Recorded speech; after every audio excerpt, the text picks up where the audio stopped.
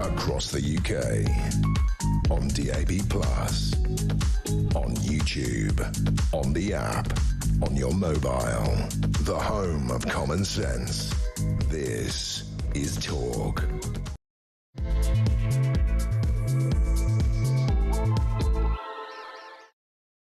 Welcome to Talk Breakfast, and if you're just joining us, we have a breaking news story, which is that 9 people are fighting for their lives in hospital after a horrific mass stabbing on a packed train in Cambridgeshire yesterday evening. Now, let me bring you up to speed on the details of this truly shocking story. Police have declared a major incident, with counter-terrorism officers now assisting the investigation after 10 passengers were attacked. So just to reiterate, 10 people attacked, 9 with life-threatening injuries.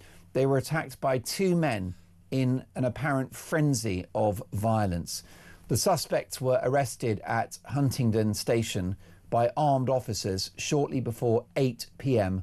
yesterday evening. Witnesses described scenes of pure chaos, with terrified passengers barricading themselves in toilets and scrambling over seats and each other to escape what some called something out of a horror film. Eyewitnesses said a man dressed in black stalked through the carriages, wielding a large knife, slashing indiscriminately at passengers. One witness said there was blood everywhere, people were screaming and getting stamped on as they tried to get away. I heard someone shouting, "We love you," amid all of the panic. Others reported seeing a man brandishing a knife on the platform as armed police surrounded the train. One eyewitness told Sky News that the man was tasered and restrained by officers moments later. It appears that the police acted very quickly, but not before 10 people were attacked by at least one individual carrying a knife. There were 2 people involved. Certainly we know that one was responsible for most of the violence. 10 attacked, 9 in hospital now in Cambridgeshire with life-threatening injuries. We don't have any fatalities at this stage, but doctors and surgeons are working around the clock to save lives. The Prime Minister, Sir Keir Starmer, said in a statement on X, "The appalling incident on a train near Huntingdon is deeply concerning. My thoughts are with all of those affected, and my thanks go to the emergency services for their response."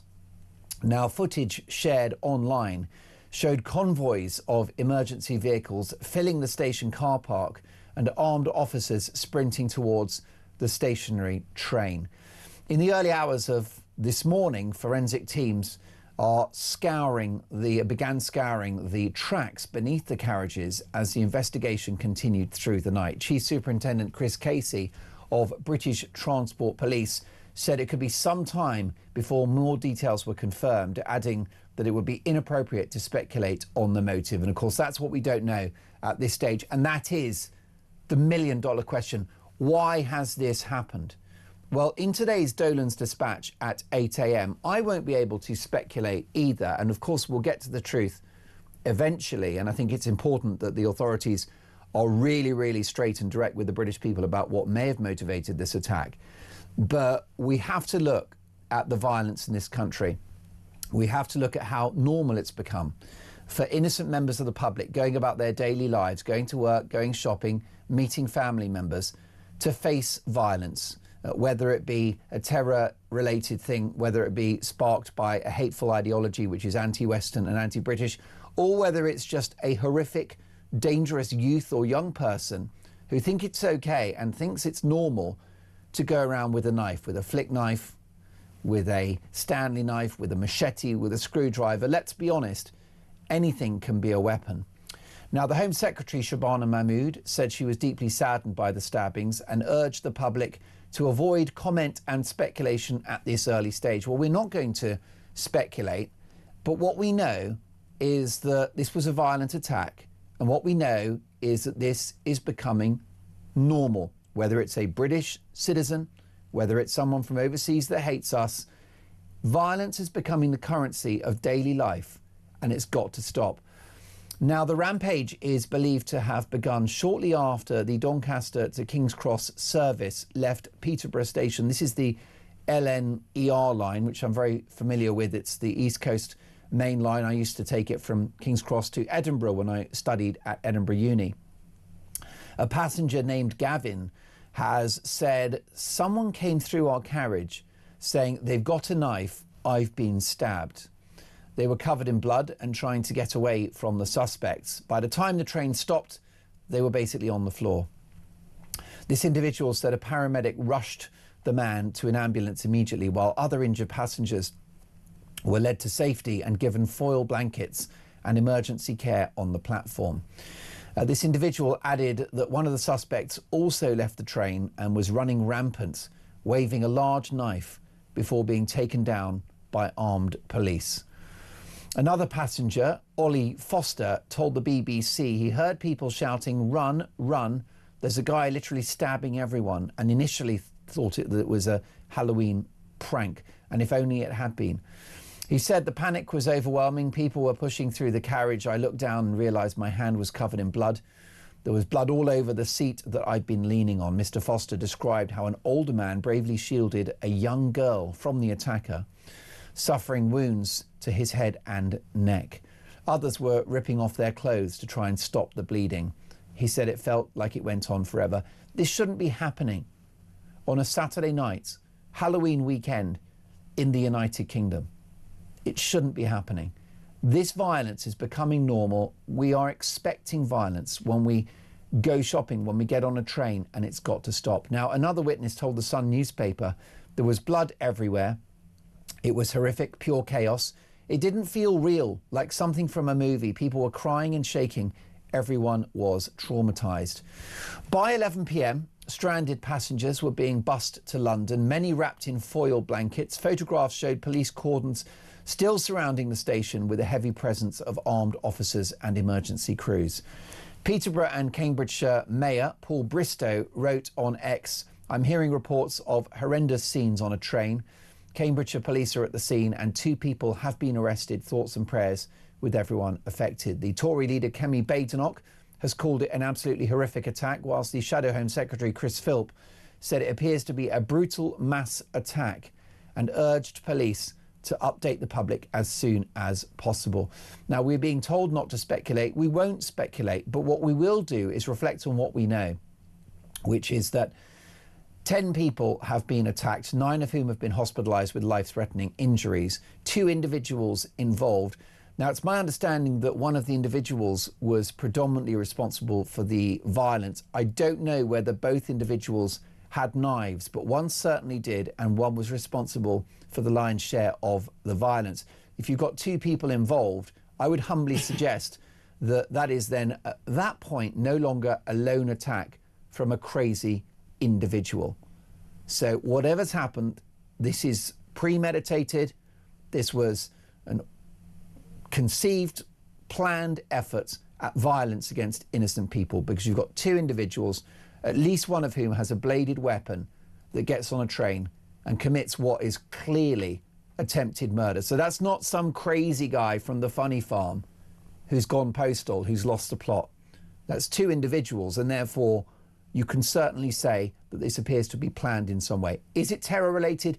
We don't know yet. But what I'll be doing for the entirety of Talk Breakfast this morning is keeping you up to date on what exactly we know. And I'm not going to gaslight you and allow any narratives to sort of play out as this morning continues. We just need the truth, and you'll get the truth the moment that we get it. Now, British Transport Police have confirmed at 8:72 p.m. Yesterday, British Transport Police were called to reports of multiple stabbings on board the 6:25 p.m. Doncaster to London King's Cross service. Officers attended Huntingdon Station alongside paramedics. Armed police from Cambridgeshire Police boarded the train and arrested 2 people in connection with the incident. 10 people have been taken to hospital, 9 with life-threatening injuries and 1 with non-life-threatening injuries. There have been no fatalities at this stage.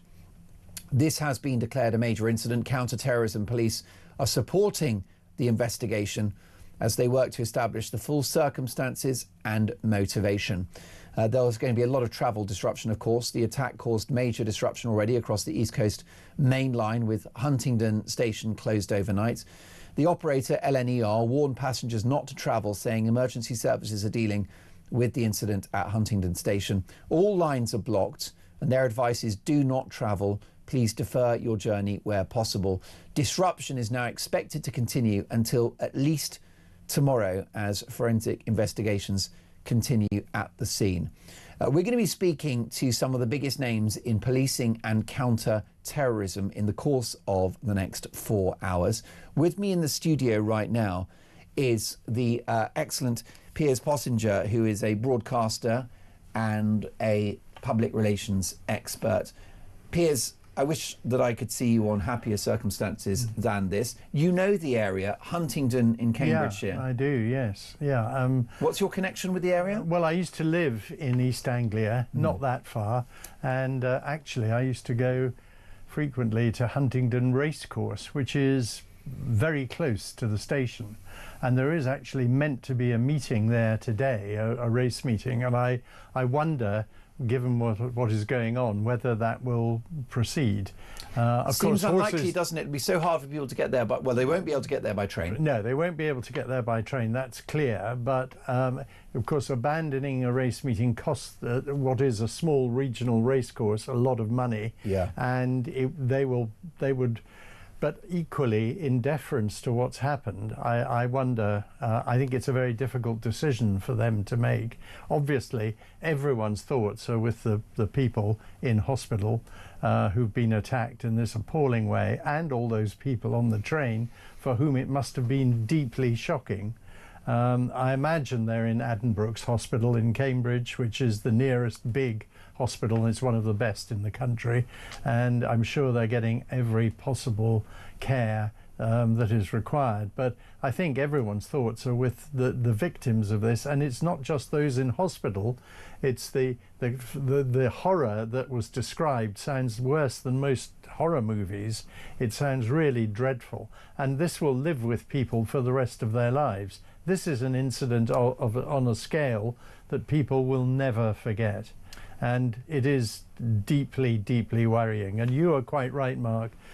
This may be a time to focus on violence, real violence in this country, as opposed to sending 8 police to arrest a comedian at the airport because he tweeted something. Yeah. Let's actually focus on real violence. And knife crime of any kind is predominant. It's always, at the moment, knife crimes. Thank goodness we don't have guns in this country as they do in America. All our crimes are knife crimes, but that is bad enough. That is just as lethal. And it's, remember, not the weapons that do the crimes, it's the people who have them. And there really needs to be a proper focus on violence in this country. London is bad enough. The Mayor of London has presided over huge increases in knife crime and done absolutely nothing about it. You see fewer police on the street all round the country. You don't see the bobby on the beat you used to. And in fact, when one town last year put a bobby back on the beat, it cut crime by an enormous percentage. Just having one policeman visible deterred an awful lot of crime. But sadly, our focus today must be on the victims and hoping they're getting all the counselling, support and indeed medical attention. Those who are fighting for their lives, we must all pray on this Sunday that they actually pull through. Most definitely, and of course we're going to keep a close eye on the well-being of those hospitalised. Now, 1 person with non-life-threatening injuries, 9 with life-threatening injuries, which I've got to tell you certainly raises the prospect that this could become a murder investigation, and we're praying that it won't be. Now is not the time for hand-wringing, and that's going to be the topic of today's Dolan's Dispatch, is that violence has got to be completely unacceptable in our society. We need a zero-tolerance approach to it. If you've got a knife, you go to jail. If this is terror-related, and if this is about radicalisation, then again, we need a really, really strident approach to this, because the country has changed. and it's changed for the worse. And a story like this, I woke up this morning and I spoke immediately to my executive producer, Dean Spencer, and it was with a kind of world weariness that we both realised that this show would now focus on this story, and that it's not surprising. It's horrific.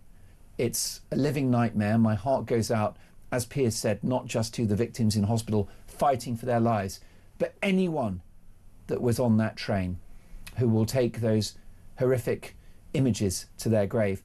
Lots more on this to come. We've got also today's front pages as well. We're going to keep you up to speed. This is a developing story. It's moving at a considerable pace. What we want to do is absolutely keep an eagle eye on the well-being of those in hospital now fighting for their lives, and also what may have precipitated this attack. We're going to get you more details next.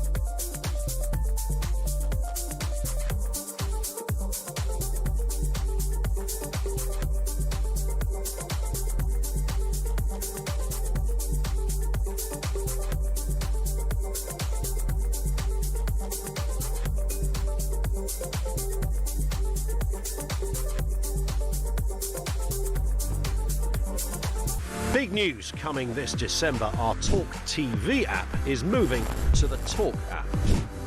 You can watch, catch up and listen to all your favourite shows and podcasts anytime, anywhere, all on the Talk app. From Monday, 1st of December, the talkTV app will no longer exist, so don't miss out. So head over to your App Store or Google Play and search Talk now.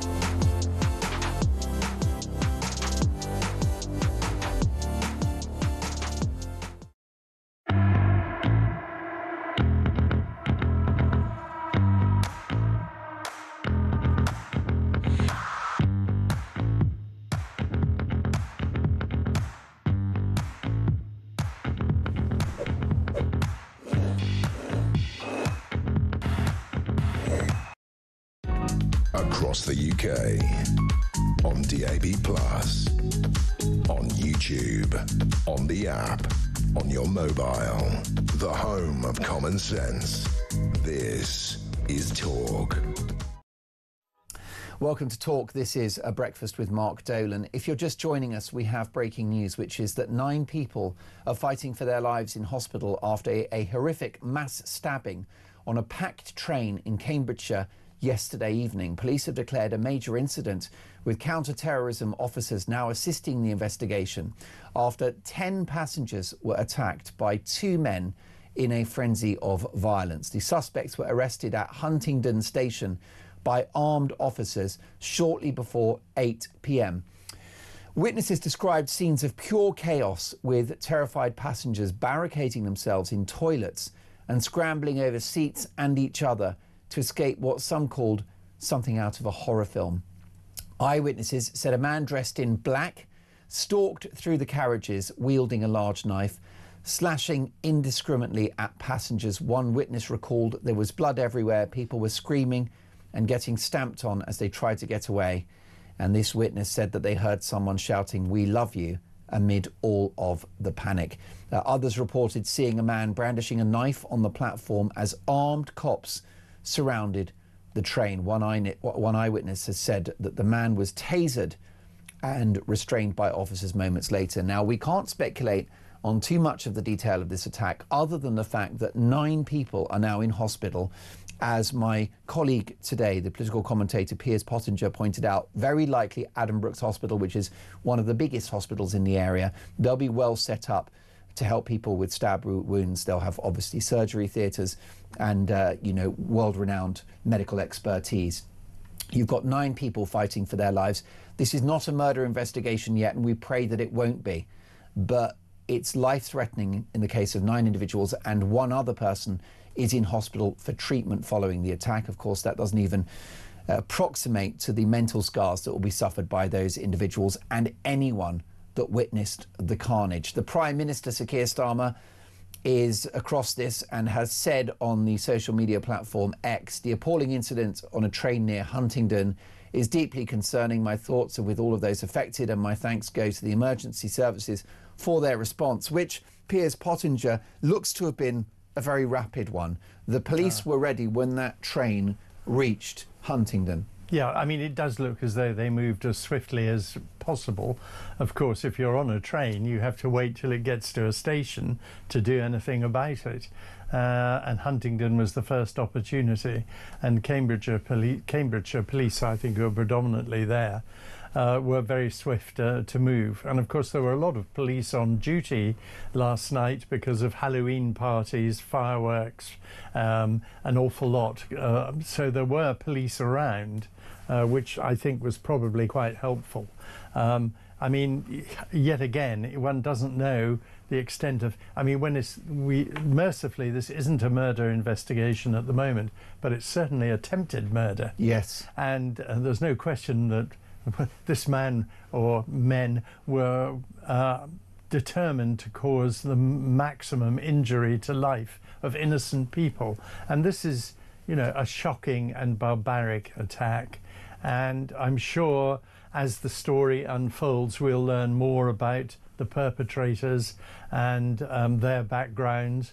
But it's very, very unsettling. And the fact it's on a train makes people feel very vulnerable, with Christmas coming up and a lot of people travelling by train to see their loved ones on that line. I've gone up to see my relatives in Scotland on that line myself. It'll make people nervous, and it's very worrying. Which is why, and this is completely separate, and I want to be very clear that this is separate at the moment, because we don't know whether this is terror related. It may not be terror related. This could be an individual or 2 individuals, a civilian attack, as we saw perhaps, you know, as you remember in, was it the late 80s and obviously similarly Cambridgeshire, and it was Hungerford. It was an individual gunman. But, that's right. So we don't know. But what I will say, and it's separate but relevant in my view, which is that the peace marches, so-called, that we've had every weekend since October the 7th, featured some individuals with placards that said "Globalise the Intifada." Now, the reason why I mention this, and let me be crystal clear, this attack may not have been terror-related, but that message, "Globalise the Intifada," what that means is to have attacks on innocent civilians in shopping centres, in schools and on public transport. And this is why this attack is so egregious, is because, as you've said, it's an attack on people going about their daily lives, meeting relatives, off to a Halloween party. And in Britain, in a civilised country, you should be safe on public transport. And you shouldn't expect to have looking over your shoulder to see whether somebody's going to come into the carriage wielding a knife. No. And that's why just in parallel with the Globalise the Intifada messaging, that's why the police shouldn't allow people to say globalise the Intifada and to normalise the idea of violence in the public sphere? Well, inciting violence has always been a crime. There's nothing new in this. No one got arrested for those placards. But exactly. You know, you were a good person. If you said globalise the Intifada, you were a good person. You could put it on your Twitter and you'd get high fives from your woke friends. Well, the Palestine Action Group is a prescribed terrorist group for a reason. And it's because they were propagating this kind of violence. And there's no question that when people make these statements, other people follow their advice. And I mean, it is inciting any kind of violence is a proper hate crime and should be dealt with. Yes. Instead of all this, you know, as I said earlier, getting comedians for tweeting stuff that is quite frankly innocuous, and also a joke is a joke. These people are not joking, and when they incite crime and talk about globalizing the Intifada, that is a crime and should be immediately prosecuted. Well, that's right. Violence has become a political currency and it's become a normalized part of daily life. And that's why this conversation is relevant, whatever the nature of the attack. It's too normal now to worry about going into a shopping centre or a packed stadium or get on a train and to have that slight 1% fear in the back of your mind, will there be violence? I sometimes think about that if I want to go shopping in a major city centre. Well, I know Jewish people, two friends of mine, who won't travel on the underground because they're too frightened as Jewish people, and one was once threatened on the underground train in London. And I mean, you know, these are just innocent, ordinary people going about their daily lives, working to help create wealth in this country for everyone, and yet they don't feel safe to travel on public transport. This kind of incident today won't help. No, Britain is one of the most sophisticated countries in the world, one of the most sophisticated civilizations in history. We gave the world representative democracy, free markets, the rule of law, free speech. Britain has made an extraordinarily positive and progressive contribution to the human story.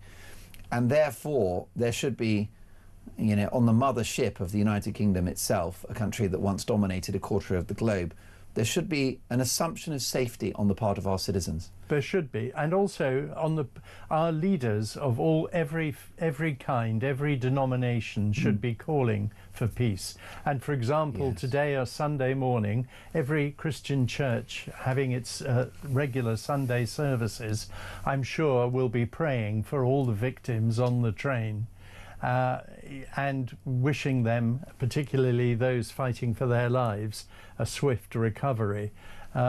Every Christian church will be doing that. I would hope when people next go to mosques, they will be doing the same thing, and that the Muslim leaders in this country will condemn this attack as well as everyone else.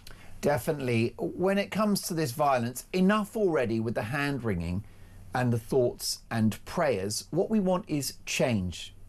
And the country has changed for the worse, where whatever the cause of this individual incident, it's far too familiar. The currency of violence in our society. It's 2025, we're number 6 in the world for economic output. Britain should be incredibly safe. And you shouldn't have to second guess when you get on a train or go to a pop concert whether you're going to get to that thing and get home safely. It's deeply, deeply concerning. Now, there are 2 people involved, and we'll discuss why that is significant next.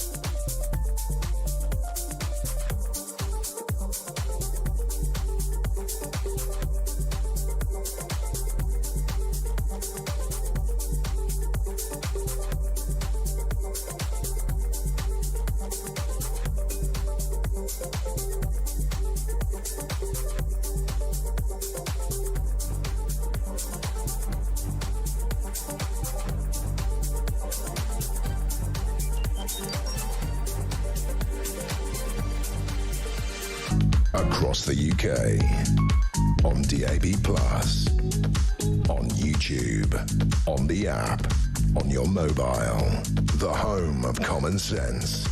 This is Talk. Welcome back. If you're just joining us, this is Talk Breakfast. I'm Mark Dolan, and a very, very dark day for the country. Breaking news, 9 people are fighting for their lives in hospital after a horrific mass stabbing on a packed train in Cambridgeshire yesterday evening. Police have declared a major incident, with counter-terrorism officers now assisting the investigation after 10 passengers were attacked by 2 men in an apparent frenzy of violence. We don't know whether it's terror related at this stage, but 2 individuals, at least one of whom wielding a knife. Now, the suspects are in custody. They were arrested at Huntingdon Station by armed officers shortly before 8 p.m. Witnesses described scenes of pure chaos, with terrified passengers barricading themselves in toilets and scrambling over seats to escape what some called scenes out of a horror film. Eyewitnesses said a man dressed in black stalked through the carriages wielding a large knife, slashing indiscriminately at passengers. One witness recalled there was blood everywhere. People were screaming and getting stamped on as they tried to get away. Deep concern out there from those watching and listening to the show. Rachel said, "Good morning, Mark. I've been praying that all of those injured pull through." But Mark, how much more of this are the British public expected to endure? It's no longer shocking as it's so frequent. And Sean in Norfolk says, not so good morning, Mark. Surely after yet another attack, surely after yet another attack, did you know, I think that's a typo. Surely not another attack, and I'm not caring who did this. Defend the UK's borders now, says Sean. Thank you for your messages. Keep them coming. And with me in the studio, Piers Pottinger is a political commentator, public relations expert as well. We will get to some other stories in just a moment, Piers, including a devastating story for the Chancellor, Rachel Reith, which really ought to threaten her tenure as the inhabitant of number 11. But before we get to that, 2 individuals are involved here. We know that at least one individual was responsible for most of the violence. So one person had a knife. We don't know whether the other person did, but there were 2 people. They've both been arrested and they've both been detained. What that tells us is that this is not a lone attack. It's not some crazy individual that's lost the plot and gone on a rampage. 2 individuals involved changes the hue of this investigation, doesn't it? Well, it does, yes. And I mean, obviously, it's dangerous to speculate at this stage what the second individual was actually doing there in the first place.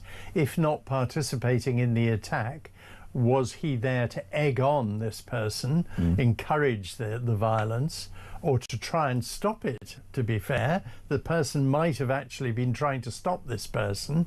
You don't know. No. We simply don't know. And I mean, also sometimes, because someone looks suspicious and is not reacting as everyone else is reacting, the police will arrest the person, believing, and in a situation like this, they're not going to actually hang around. They're going to arrest someone because they can always let them go if they're wrong. Yes. So one doesn't know whether the second person really was involved or not. And quite often in a fast-moving incident like this, arrests are made at an early stage that later prove to be irrelevant. But at the time, anyone who looks suspicious is going to be pounced on, quite rightly, by the police to try and control the situation, particularly when, you know, lives have been threatened, more than threatened. And would you say that it's critically important that the police, that the authorities are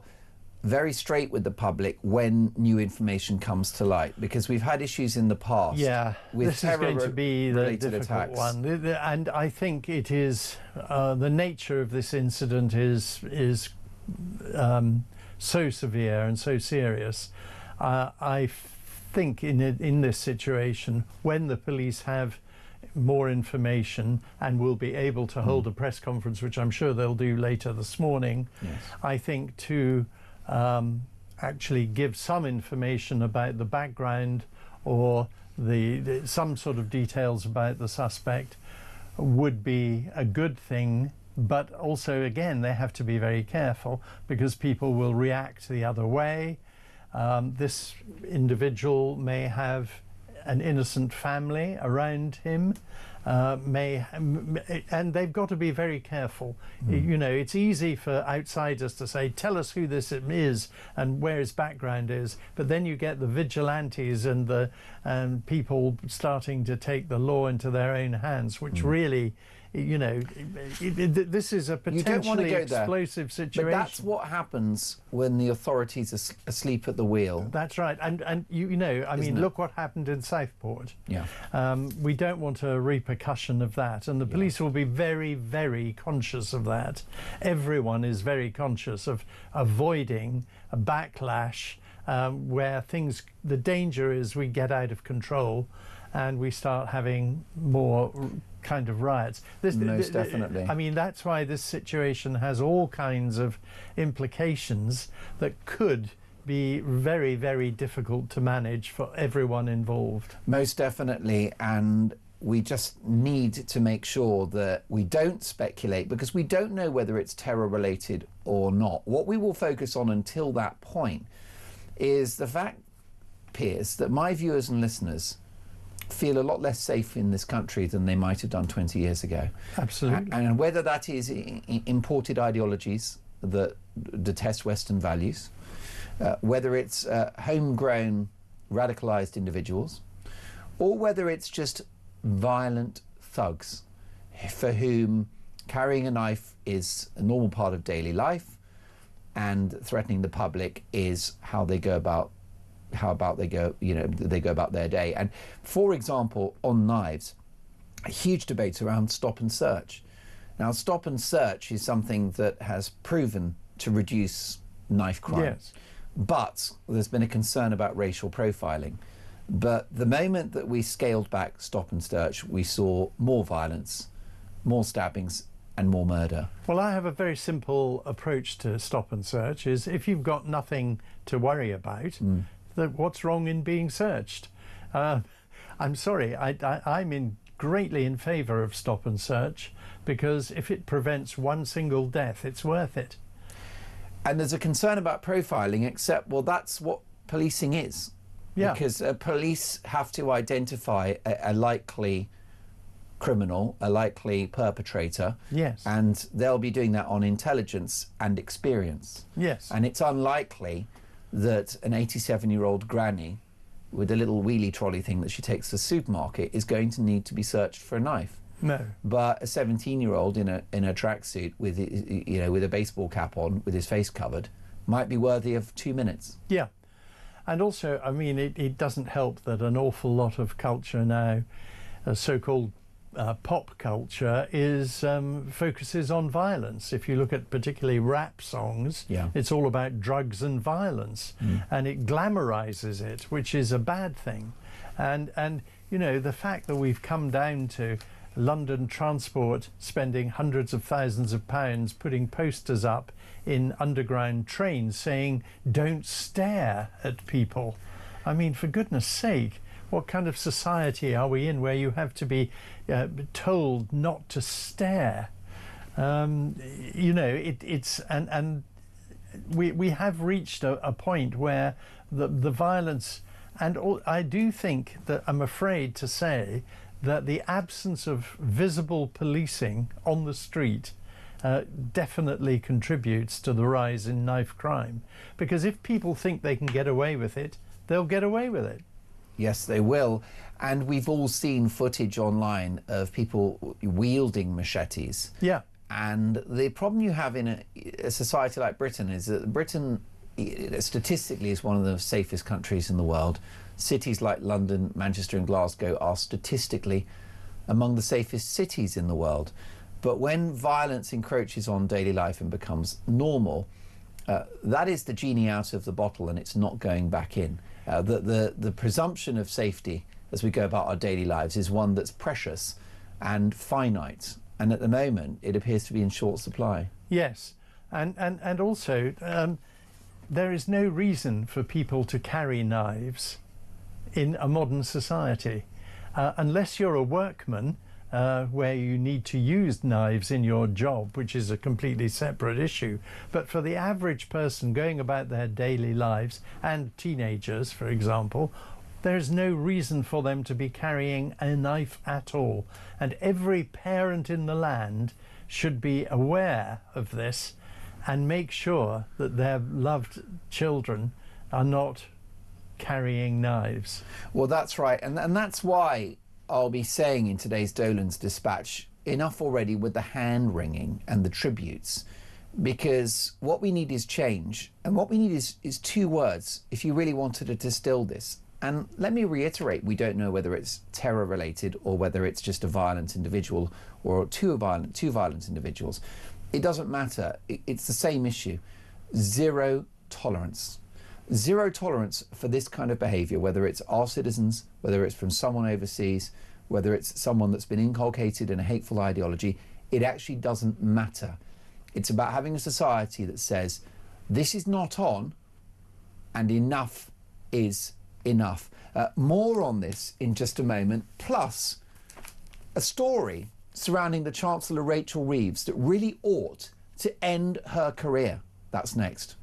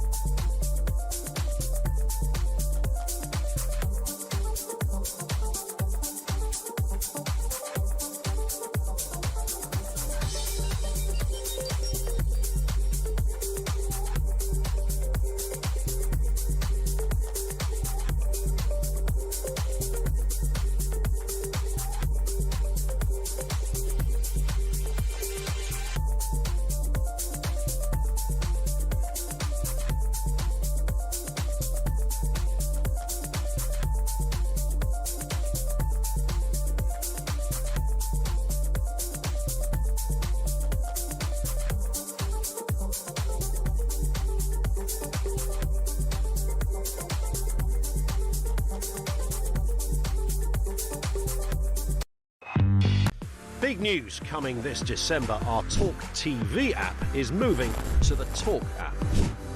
You can watch, catch up and listen to all your favourite shows and podcasts anytime, anywhere, all on the Talk app. From Monday, 1st of December, the talkTV app will no longer exist, so don't miss out. So head over to your App Store or Google Play and search Talk now.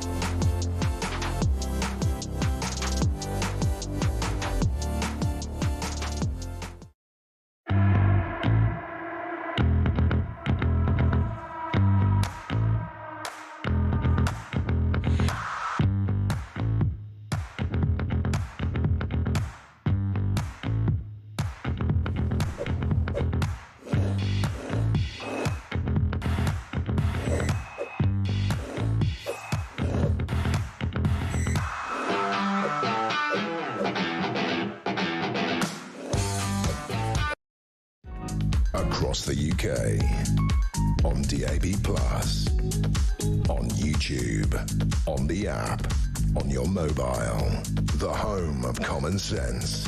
This is Talk.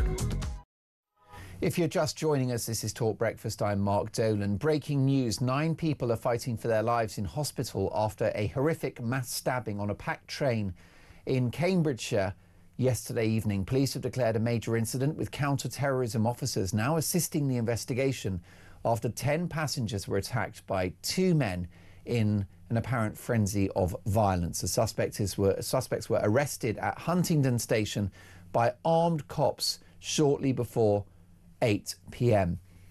We've got a message in from Mick in Wallington. Mark, we are at war. Too late for stop and search. We need martial law and military on our streets. The police and politicians have failed. And this from Dave, who says, "Morning, Mark. My thoughts go out to the victims of this horrific attack. We don't need weasel words from Starmer.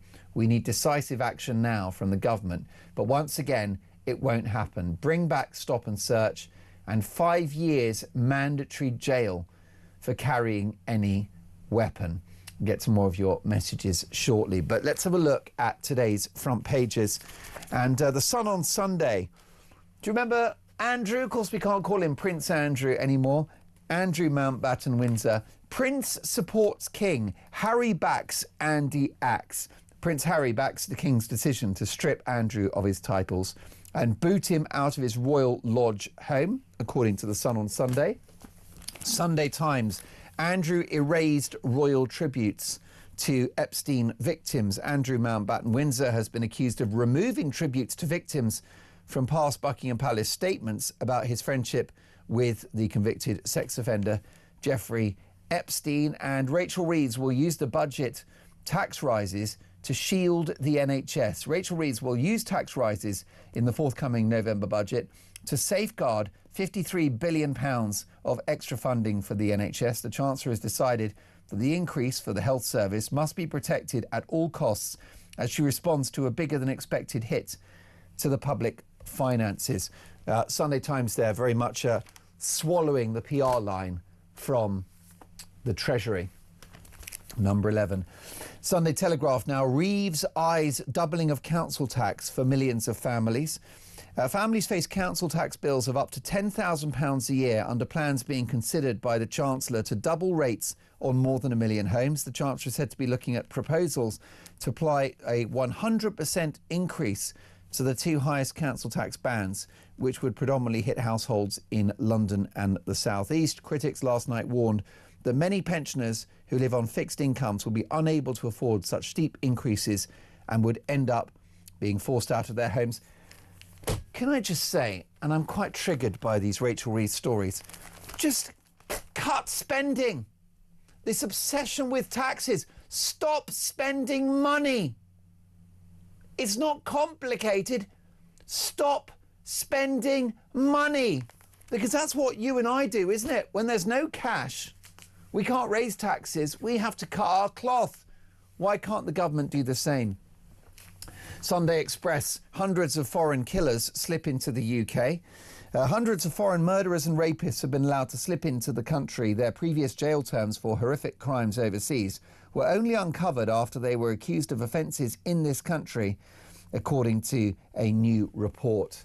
Hardly surprising, I'm afraid to say. Sunday Mirror. More pressure on Andrew. Now give us answers on Epstein. With me in the studio is the political commentator and public relations guru, Piers Pottinger. And Piers, a massive story that requires our attention, notwithstanding the breaking news, and it's the Mail on Sunday. Yeah. Chancellor told PM she didn't know that she needed a permit to let her house. So how does she explain this? Here is the front page headline. Reeves warned by 2 estate agents that she would need a licence to rent out her home. What is the story? Well, Rachel Reeves keeps changing the story. First of all, she said she made a mistake, didn't know you needed a licence to rent her property. Then she admitted, she did know after an estate agent had told her. Now it emerges it wasn't just one estate agent who told her, but 2. She hasn't mentioned this up until now. This is a second estate agent who she was talking with about managing her property, a very, very leading estate agent called Knight Frank, one of the most prestigious in the country. And they have said, they did explain she would have needed a license. So here we are again. She initially said, and the Prime Minister forgave her for her inadvertent error. And now it looks like this was not an inadvertent error. She knew about it. Whatever the situation, she was breaking the law, because what she was doing by not having a license and renting her property was a criminal offence. Now, I do not understand how Keir Starmer, who was elected on a mandate of cleaning up government, integrity, can possibly stand by a senior member of the cabinet, let alone the fact that she's the Chancellor of the Exchequer, who has broken the law. It is automatically means she must go. And the other day, Louise Haigh, a convicted fraudster who Starmer sacked, appeared on television saying it seems to be one rule for her and one for Rachel Reeves. And it does look like that. And the reason for this is that Reeves and Starmer are as one. And if she goes, he goes. He would not survive her departure because they're so closely linked. And she's about to produce a terrible budget, as we've seen. Every day we hear she's going to put this tax up, do this, do that. She doesn't know what to do. She's got no coherent strategy. The former governor of the Bank of England, the great Mervyn King, that rarest of beasts, a really good governor of the Bank of England, who was heroic during the global financial crisis, totally in saved this country. Absolutely. A brilliant man. He has said she's got no coherent tax policy. She doesn't know what she's doing, and it isn't going to help the situation long term. When you now hear the defences that she's going to put another £50 billion into the NHS, what? She is paying £100 billion in interest on the government debt. She is doing all the tax rises in order to pay not for the debt, for the interest on the debt that the government can't pay. 100 billion, by the way, is double our country's defence budget. That's the interest on the government debt, because she keeps borrowing to fund these ludicrous pay rises in the public sector that she hands out without any productivity benefits on the other side of the equation. This is a woman who, by every single, don't forget, she lied on her CV. She forgot to declare money she was given to buy clothes. I mean, it's an incredible. And this is a litany. woman. She wouldn't pay for her clothes, and there's a joint household income of over £300,000 a year. Yeah. And she had the temerity to say in an interview that sometimes she gets nervous when the bank statements arrive, with whether she can make ends meet. And yet, this is a woman who we have entrusted the whole economy of this country to. Come off it. She's a self-confessed person who has broken the law, who is no good on her own finance, let alone this country's. She has got to go, however difficult it is for Starmer. Otherwise, how can he stand up and talk about his government in any way being one of integrity? And my other irritations with her is that she indulged in identity politics with endless remarks about being the first woman chancellor. No one cares what your gender is. My viewers and listeners are struggling to make ends meet. They're dealing with rent increases, with mortgage rates being so high, inflation, job losses now thanks to the Nix tax raid. My viewers and listeners, many of them are struggling, and all we're having shoved down our throat is what a progressive moment this is.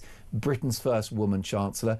Margaret Thatcher was Britain's first woman chancellor, woman's prime minister, female prime minister in 1979. It wasn't even a story. I cannot find footage of Thatcher referencing her gender once. No, and don't forget the leader of the Conservative Party is a woman to this day. And it's not a story, and it shouldn't be. And we've had in the Conservative Party 3 female prime ministers. Not all of them as good as Margaret. In fact, none of them anywhere near as good as Margaret Thatcher, who was by far the best Prime Minister since Churchill this country has had. And my goodness me, we need her now. We need someone really to get a grip on this country, on its economy, on its violence, its policing, its immigration, and the National Health Service. Throwing 50 billion at it isn't going to do anything. It isn't going to sort anything out. It's just going to make things worse.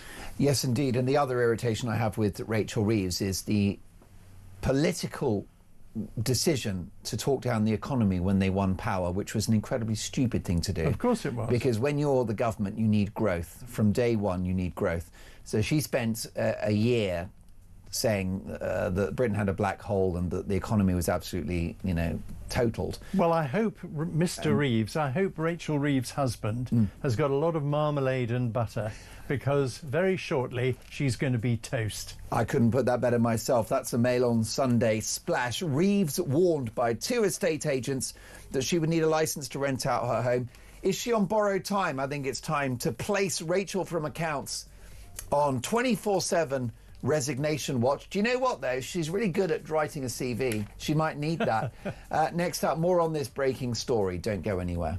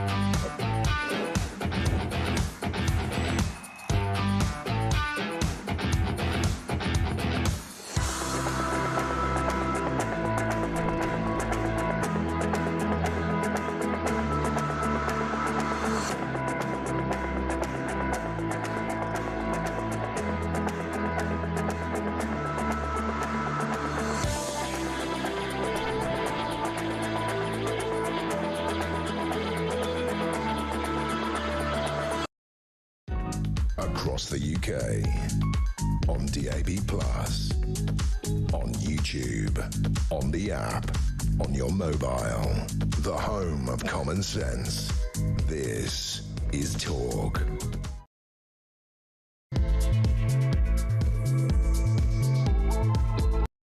Good morning. It's coming up to 3 minutes past 7. This is Talk Breakfast. I'm Mark Dolan. If you're just joining us, we have some very serious breaking news. 9 people are fighting for their lives in hospital after a horrific mass stabbing on a packed train in Cambridgeshire on yesterday evening, just as people were going out to celebrate Halloween. Now, police have declared a major incident, with counter-terrorism officers now assisting the investigation after 10 passengers were attacked by 2 men in an apparent frenzy of violence. It appears that certainly one of those individuals was carrying a knife and was responsible for the lion's share of what happened on that train.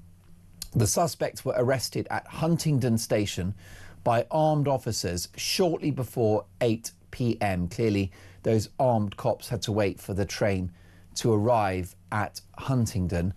Witnesses described scenes of pure chaos, with terrified passengers barricading themselves in toilets and scrambling over seats and each other to escape what some called scenes from a horror film. Eyewitnesses said a man dressed in black stalked through the carriages wielding a large knife, slashing indiscriminately at passengers. We don't know what this second individual was doing and what their role may or may not have been. What I will say is that both individuals are now under police arrest and they're in custody. Now, one witness recalled there was blood everywhere. People were screaming and getting stamped on as they tried to get away. This witness said, "I heard someone shouting, 'We love you,' amid all of the panic." Others reported seeing a man brandishing a knife on the platform as armed police surrounded the train. So it looks like this individual, one of the two individuals, had the knife on the train, was responsible for some or all of those stabbings, and retained the weapon on the platform as he was approached by cops. One eyewitness has said the man was tasered and restrained by officers moments later. The Prime Minister, Sir Keir Starmer, has been speaking on the social media platform X with the following message. He said, "The appalling incident on a train near Huntingdon is deeply concerning. My thoughts are with all of those affected, and my thanks go to the emergency services for their response." Footage shared online showed convoys of emergency vehicles filling the station car park and armed officers sprinting towards the stationary train. The Conservative MP for Huntingdon is Ben Obisi-Jekti, and he said that he hadn't seen a response like that since becoming a Member of Parliament for that constituency. In the early hours of Sunday, forensic teams, that was earlier today, forensic teams have been scouring the tracks beneath the carriages as the investigation continued overnight. Chief Superintendent Chris Casey from British Transport Police said it could be some time before more details were confirmed, adding that it would be inappropriate to speculate on the motive. So we don't know why this has happened. What we do know is that there are 9 people in hospital in Cambridgeshire, likely Addenbrooke's, which is the biggest hospital in the area, disposed to handle an incident of this scale, with, of course, surgeons at hand to deal with what are life-threatening injuries. One individual is being treated for an attack, but the 9 individuals out of the 10 are fighting for their lives, which is why this is not a murder investigation yet. We pray that it doesn't become a murder investigation, but 9 people fighting for their lives.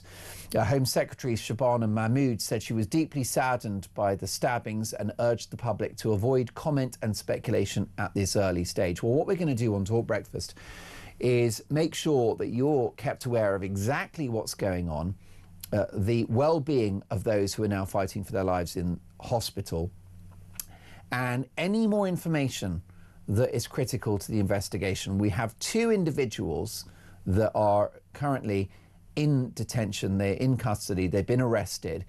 And it would imply that this is not a lone attack, that it's not one crazy person that's lost the plot. It appears that 2 were involved, although, as my colleague Piers Pottinger said earlier, it may be that the second person is released following arrest. We don't know all of the details, but we'll keep you up to speed as and when we get it. Let's speak now to the political commentator and broadcaster Theo Usherwood. Theo, this is obviously a major national incident. We don't have the details. We don't know yet whether it's terror-related or whether it's just a violent individual or 2 individuals with a knife that's gone on a rampage. But either way, this is a pressing matter for the Prime Minister. Absolutely. First and foremost, my thoughts and prayers are with the individuals, those affected, the victims affected, their families. As you say, there are 9 people in hospital with life-threatening injuries after what happened on that train at about 7:30, just after 7:30 last night, as well as somebody with lesser injuries. Not to mention, of course, all those people who'd have been absolutely terrified at the horror unfolding before them.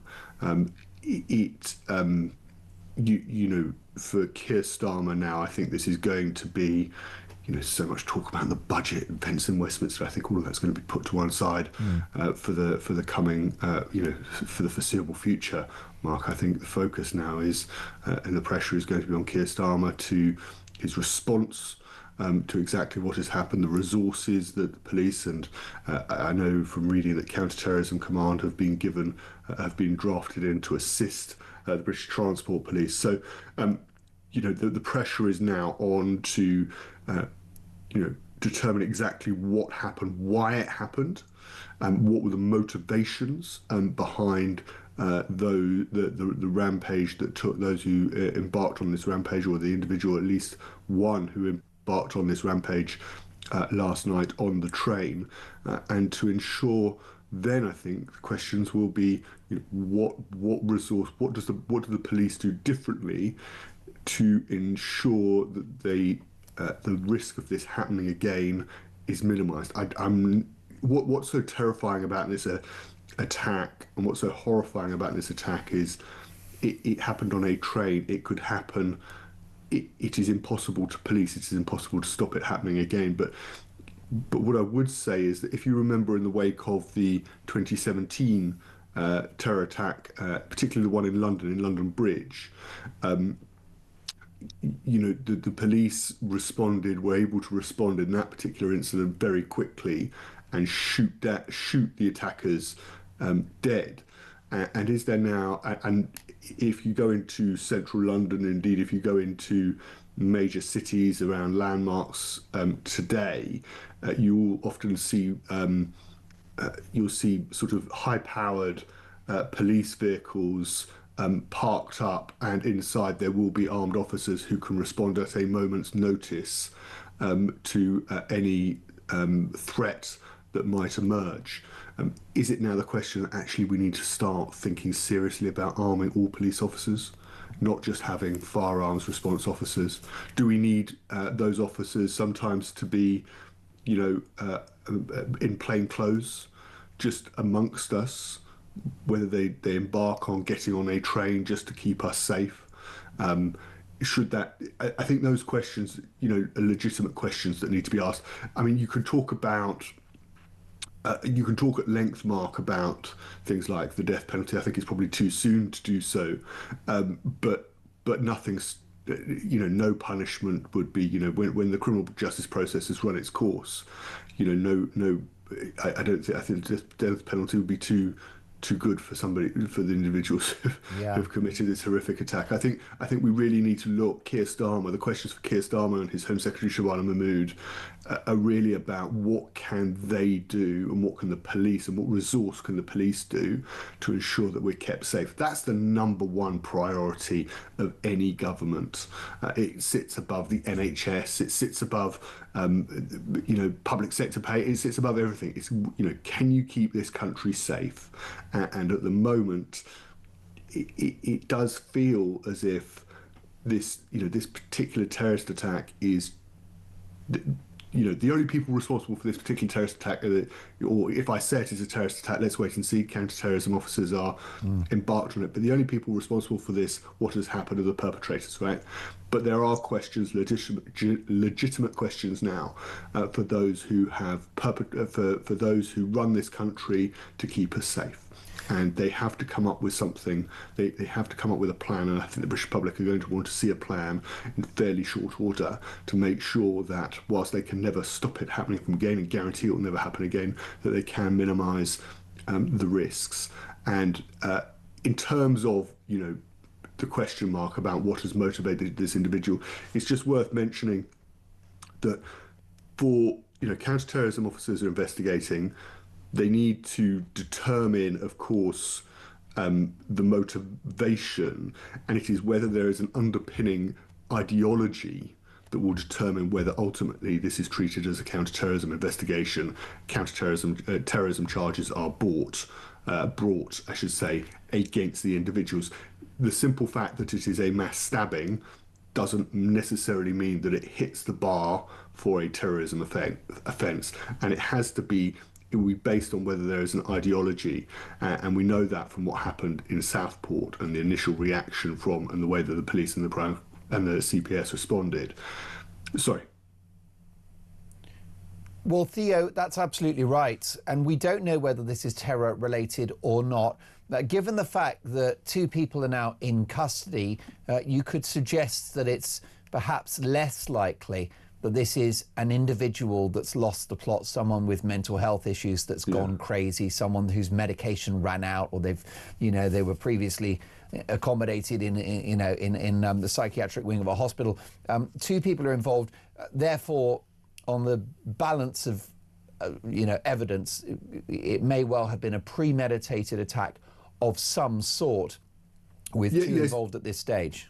Yes, but Piers Pottinger, your previous guest, made this point, and I think it's an important one, is the way the police, and they've done exactly the right thing, by the way. You don't let somebody go and then think, I'll arrest them later.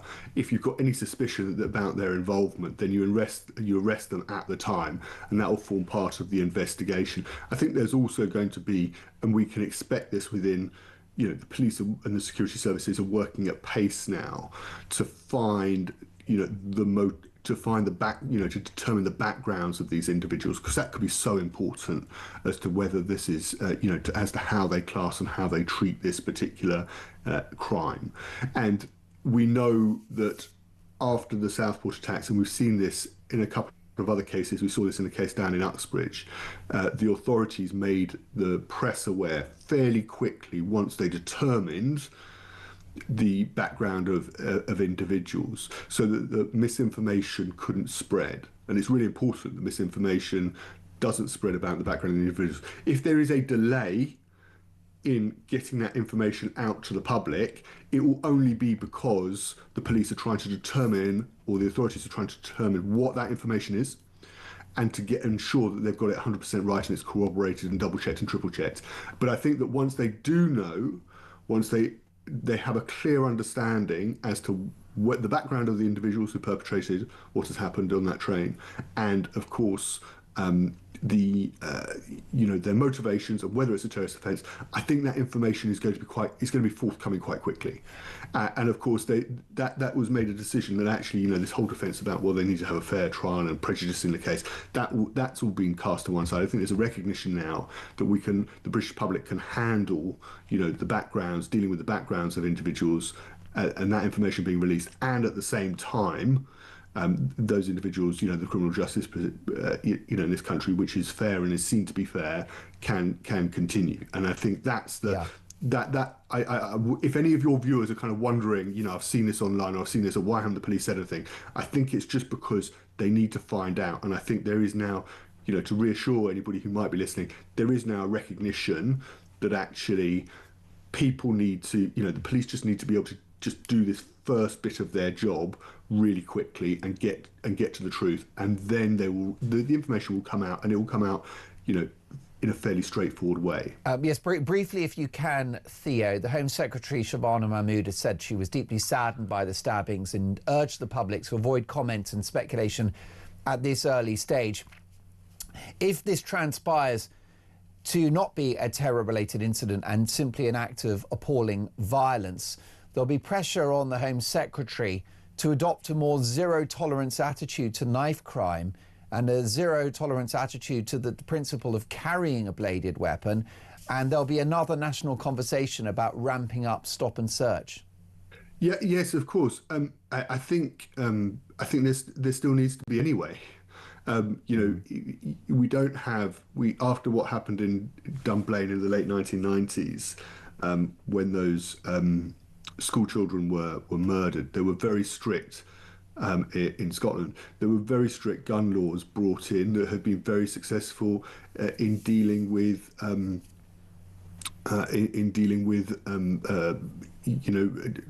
gun crime, and we've thankfully, touch wood, guns have not been a major feature in any major crimes since.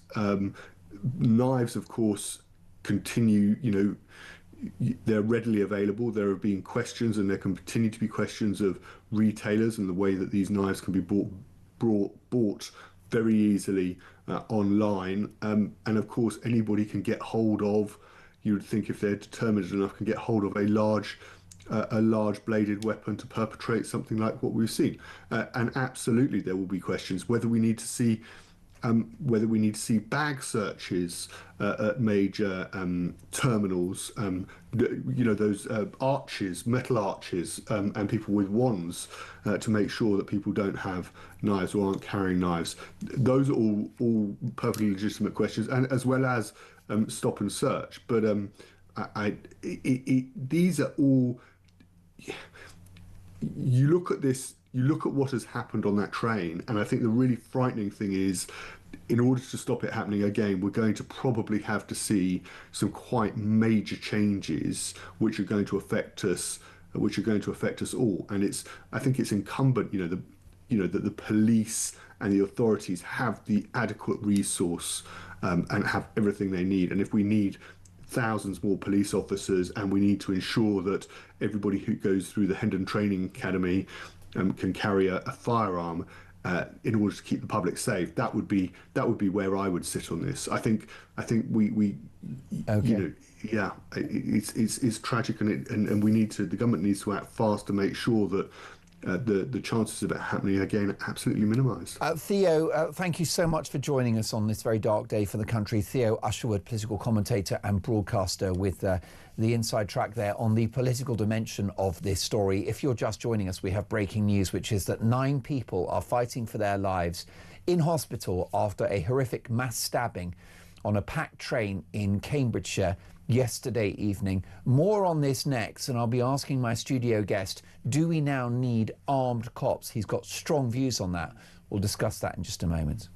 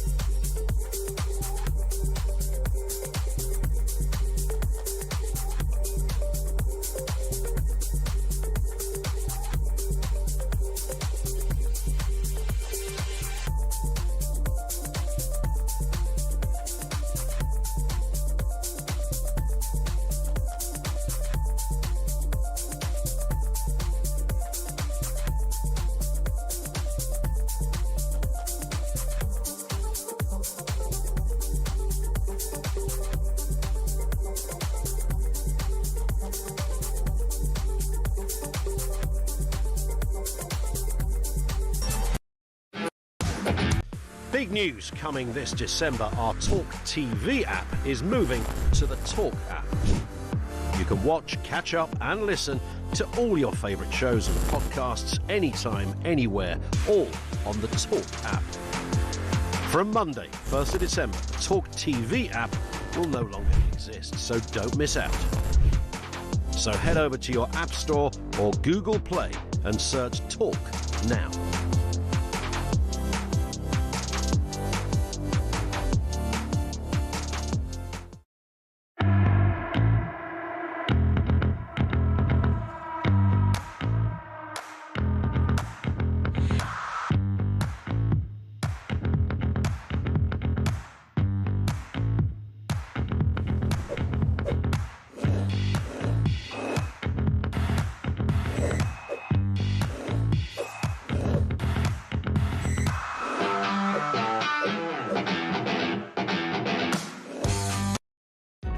Across the UK, on DAB+, on YouTube, on the app, on your mobile, the home of common sense.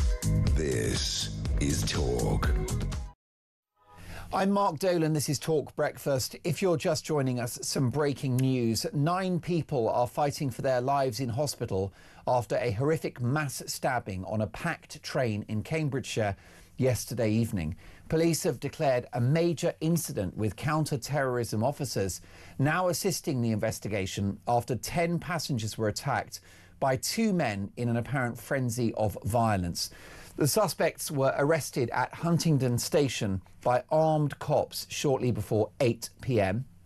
Witnesses described scenes of pure chaos, with terrified passengers barricading themselves in toilets and scrambling and fighting each other to get safe access to toilets and elsewhere on the train carriage to escape what some called something like a horror film. Eyewitnesses said a man dressed in black stalked through the carriages wielding a large knife, slashing indiscriminately at passengers. One witness said there was blood everywhere. People were screaming and getting stamped on as they tried to get away.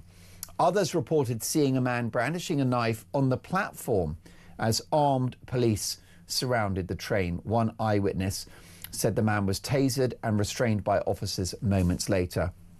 We don't know if this is terror-related or just an act of appalling violence.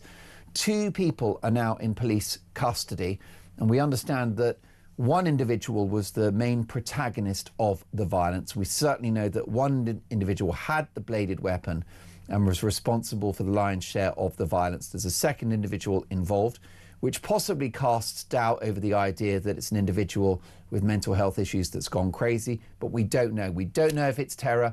We don't know what may have motivated this. What we do know is that violence in the public sphere has become too normal, too familiar, and the sight of people with bladed weapons has become too normal and too familiar, and that's going to be the topic of today's Dolan's Dispatch at 8 a.m. With me in the studio, the political commentator and public relations guru Piers Pottinger and legendary BBC broadcaster Alex Dyke. Gentlemen, welcome to the studio. Piers, can I get a quick word from you on whether we should now consider having armed cops? Yes, I know. Theo, your guest you just had on, was suggesting that. I strongly feel that we shouldn't. We have more armed police officers now than we used to have, but to make it the norm is a very dangerous move. We'd become the least civilized country in Europe as opposed to the most civilized. And the other problem is, once you arm the police, the villains arm themselves. If they think they're going to be confronted with police with guns, they'll take guns with them themselves. And once we start a gun culture, and I mean, it would be, and you have policemen in schools with guns like you have in America. I mean, America, the horrific amount of violence is all gun violence, and mercifully we don't have that level of gun violence in this country, although that is also on the increase, as is knife crime. But I think arming in general the police, and certainly at Hendon College, where your previous man was saying, Theo was saying, that the cadets should all learn and be armed coming out of the college. I don't agree with that. I don't. I think violence promotes violence. Well, Alex Dyke, by the way, we'll get you a poppy in just a moment because we've dragged you into the studio very quickly to discuss this. Yes, please do. Yes. Can I ask you, what you think, your reaction to this news, and the idea that so many of my viewers and listeners feel, which is that this has become very normalised now. Yeah. You know, Dan in Kent said, sorry, Dan wants me to hold Rachel Reeves for account. We'll definitely do that. Michael in Hockley, dear Mark, we're not safe anywhere now. This country is out of control. Yeah, and Piers, I know we've only just met and you're not going to like me saying this, but I was having dinner in Memphis earlier this year, and the guy who took me there, just a regular guy, took his gun in. And I said, why are you taking your gun in? He said, because if it kicks off in here, I can save you and innocent families if a nutcase comes in this door. And as I was driving up to the studio this morning, I thought of that, Mark, and as I was listening to you on the way in, and it reminded me of the Guardian Angels. Do you remember them? I do. They came over and they guested on the Wogan show in the early to mid 80s, a vigilante group. I know that word's not popular, with those famous red berets that started in New York to stop robberies and muggings on the subway. If we ever needed, and I know this is not popular, but if we ever needed a vigilante group, I think it's now. And I worry that is going to happen, because the British public are going to get to the point where they think, what next? How much more violence do we have to go through until the authorities and the MPs, the government, do enough? And if they don't, I fear people will take the law into their own hands. Well, I think the Guardian Angels, I remember them in New York because I was living there at the time. Right. And the Guardian Angels started off and they were welcome. And it all came as a result of a Charles Bronson film where he takes the law into his own hand and goes and shoots all the baddies. Probably one of the Death Wish films. Yeah, it was. But the Guardian Angels started off being popular, and very rapidly it all went very badly wrong, with most of them ending up in prison.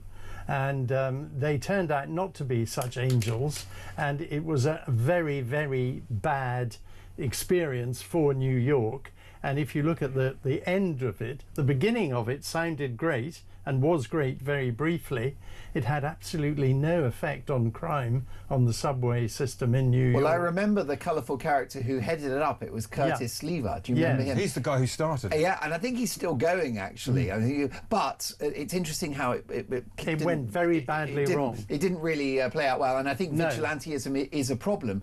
But the existence of vigilantism is the perception on the part of individuals and wider society that the authorities are not doing their job anymore. They've lost control. So we're going to have to. And Alex is quite right. There's a real danger that this will happen, and that's why. Who could blame them? That's why the Home Office and the Justice Department and the police, everyone should be focusing on real crime, not this bogus hate crime on the internet. Let's start dealing with real crime. That's what actually kills people. Most definitely. And that from Michael there, you know, we are not safe anymore. This country is out of control. I've got this from Michelle. Good morning, Mark. Michelle from Altrincham. The recent incident was truly horrific, and regrettably, to Keir Starmer's words, lack genuine substance. It feels as though members of the public may soon need to wear stab vests simply to go about their daily lives.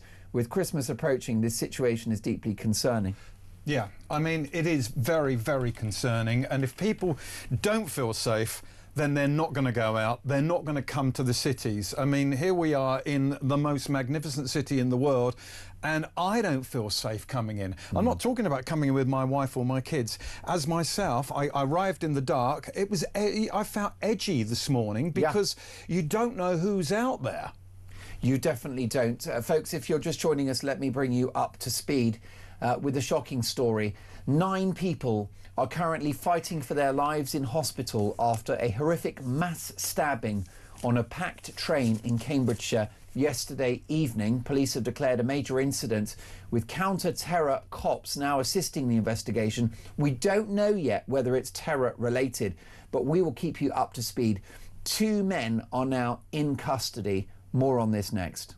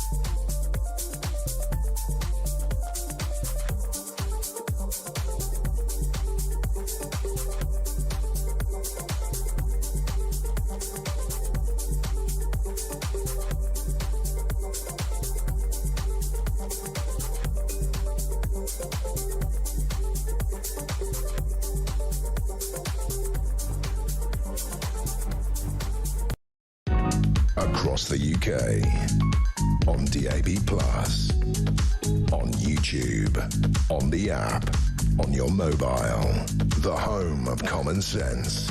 This is Talk. If you're just joining us, breaking news. 9 people are fighting for their lives in hospital after a horrific mass stabbing on a packed train in Cambridgeshire yesterday evening. Police have declared a major incident with counter-terrorism officers now assisting the investigation after 10 passengers were attacked by 2 men in an apparent frenzy of violence. We don't know whether this is terror-related yet, but what we will do is keep you up to speed on all of the details. You're not going to be gaslit here on Talk Breakfast. I will call a spade a spade. It does look to be, in the balance of evidence, less likely that it's an individual that's gone crazy, because 2 people are in custody now. As my colleague Piers Pottinger pointed out, that second individual might be released later without charge. But at the moment, 2 people are in custody, which would imply some degree of premeditation on the part of this attack. And of course, the attack by definition was premeditated, because this individual has alighted a train, got onto a train with a bladed weapon and caused carnage. It's not a murder investigation yet, mercifully, because 9 people are in hospital with life-threatening injuries, but no fatal casualties as yet. But of course, we pray for their swift recovery. With me in the studio, I'm delighted to have Piers Pottinger, political commentator, and ex-BBC radio legend Alex Dyke. And Alex, we've got to talk about the BBC this morning. Yes. Because we have news of an eye-watering increase to the licence fee. Tell me more. Well, there's many holes I could pick in the BBC. I don't have a problem with this licence fee, and I'll tell you why, Mark, because the licence fee costs the same as 1 Starbucks or 1 Costa a week. Well, I'd rather have a Starbucks, actually, than watch woke TV and be brainwashed and have news programmes and soap operas do social engineering. Yes, and I agree with all of that. I haven't got a problem with us paying for the BBC. I'd prefer it if you paid for the BBC if you wanted to, subscription. I think that would be much, much better. But the problem is what's on the BBC and who's running the BBC. And the story in The Sun today, the Top Gear story, couldn't have come at a better time. This is wild. Well, that's right, because if I bring my viewers and listeners up to speed, right, the BBC licence fee is on course to be more than £180 next year, which I think is a colossal amount of money. But what you've got is the details of the nonsense that we're paying for. Yeah, so Andy Willman, the producer of Top Gear and then Grand Tour, has got a book out, and he's done a double page in The Sun today. It's fascinating. They're running it as an exclusive, and he says in this that at the show's peak, a record-breaking 350 million viewers around the world were watching Top Gear. This was a huge income earner for the BBC. In 2011, it earned the BBC £480 million. In a year? In a year, and that is in DVDs, books, magazines, events and overseas sales. So imagine you're Andy Willman, you're the producer, you're called into the BBC office, you're summoned in, I'm using his words here, to a meeting where bosses told him they had tremendous news for him. Top Gear was pulling in young black and Asian viewers. So he says, great. Then the executive added, so how about replacing one of your top 3 presenters with a young black or Asian presenter? Wow.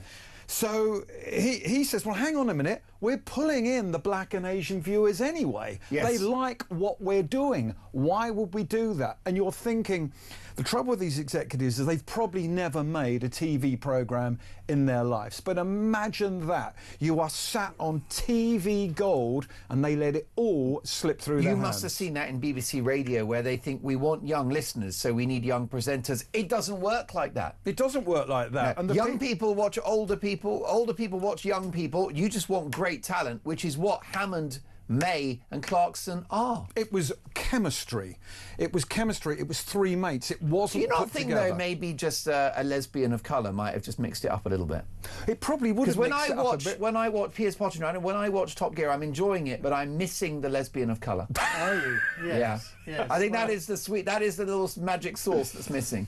My problem with Top Gear is I don't drive. I've never been interested in cars, I'm afraid. So it rather escaped me. I didn't contribute to that 480 million. But you know what these woke executives are like. Oh, of course I do. And I mean, the BBC is run atrociously. The thing that really gets my goat is the ludicrous BBC Verify, which is set up to check the facts of everyone except their own journalists, it would seem. Well, imagine what it was like for Andy Willman when they got in hot water a few times. You're producing this show, which is the biggest thing on the BBC probably ever as far as these kind of programmes are concerned. And then an executive producer has to come in and sit in on your edit. So if you or I, and we've done lots of editing before in radio, is saying, oh, that's the best line, that's great. There was someone over him saying, no, you can't put that in. So then you're handcuffed and you are ruining... telling this genius how to do his job. Yeah, this guy who then, of course, leaves the BBC with the team and takes it to Amazon, where they do the Grand Tour for years and years and years. And he also talks about the argument at the end of a very long shoot where Jeremy lost his temper, there's a scuffle, and then the whole programme falls down and is no more, and he says that could have easily been avoided, but because of BBC management they screwed it up. But Alex is so right. That people still love talking about the BBC being free to air. Well, it isn't. I mean, we pay a licence fee and they're about to ratchet it up. And in fact, if it was properly run, they wouldn't need a licence fee, they would need a subscription. And it's much fairer, as Alex said, to have a subscription for those of us who want to watch the BBC. A lot of us don't watch the BBC, very much less certainly than I used to. The other thing, Piers, sorry to interrupt, is if you had a subscription, the BBC then would have to make the programmes that the people wanted to see, to get them to invest in it. It would be market forces, wouldn't it? Exactly. Then we would get the programmes we want, not the programmes the BBC. They've gone back to the Lord Reith days where we are going to make programmes we think you should watch. So I'd love to know which executive, the executive speaking at the BBC regarding Top Gear, which of the talent were they going to get rid of? You know, you said we need a diverse presenter on Top Gear, biggest show in the world. Do you lose Hammond, May, or Clarkson? Well, they tried to get rid of Hammond at the beginning of the first season, and Andy Willman said, "Are you mad? This guy is great," and he managed to save his job. But this is the trouble when you get people who aren't TV people coming in, getting these jobs in management, who've never made a programme. They've just come up through the ranks and they can't see the gold. And they've lost their original mission. And I think the BBC went wrong when they first introduced BBC Two, which they said was going to be an arts and culture channel dedicated to the arts and current affairs. So what did they show? For the first year, the majority of programmes were snooker and darts. You have to kind of wonder what on earth's going on. And of course, the famous opening night of the BBC, it didn't work. They had to postpone it. I mean, every time the BBC tries to get away from what it's meant to be doing, it gets it wrong. Alex, I wish we had longer. I wish we had longer, Mark. You are. Can I tell you? I've driven a long way for this. Exactly, and the reason you've got to go is because I'm afraid you're not a lesbian of colour. Yeah, and I've just had a voice in my ear saying, "Get him out." No, too white and middle-aged. Listen, no, you are one of my favourite broadcasters, and we must have you back. Of course, you're a big member of the Talk Breakfast family, and I cannot wait to see you again very soon. Thank you for coming in, and please be careful on your way out. But the brilliant Alex Dyke there, former BBC legend, and now I'm delighted to say legend of Talk, the home of common sense. If you're just joining us, devastating breaking news: 9 people are fighting for their lives in hospital after a horrific mass stabbing on a packed train in Cambridgeshire. Yesterday evening, police have declared a major incident with counter-terror cops now assisting the investigation. We don't know whether it's terror-related. 2 men are now in custody, at least one of whom brandished a bladed weapon and stabbed at least 10 people, like I said, 9 of whom are fighting for their lives. More on this and a fresh headache for King Charles next.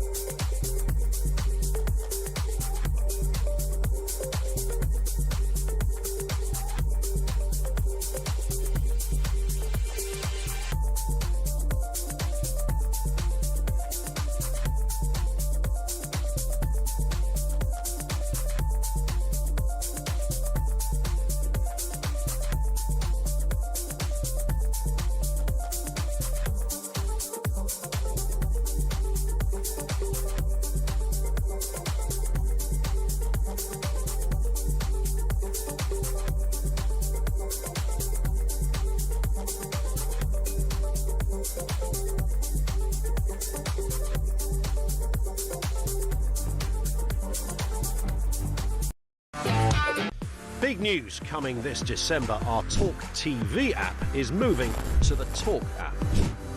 You can watch, catch up and listen to all your favourite shows and podcasts anytime, anywhere, all on the Talk app. From Monday, 1st of December, the talkTV app will no longer exist, so don't miss out. So head over to your App Store or Google Play and search Talk now.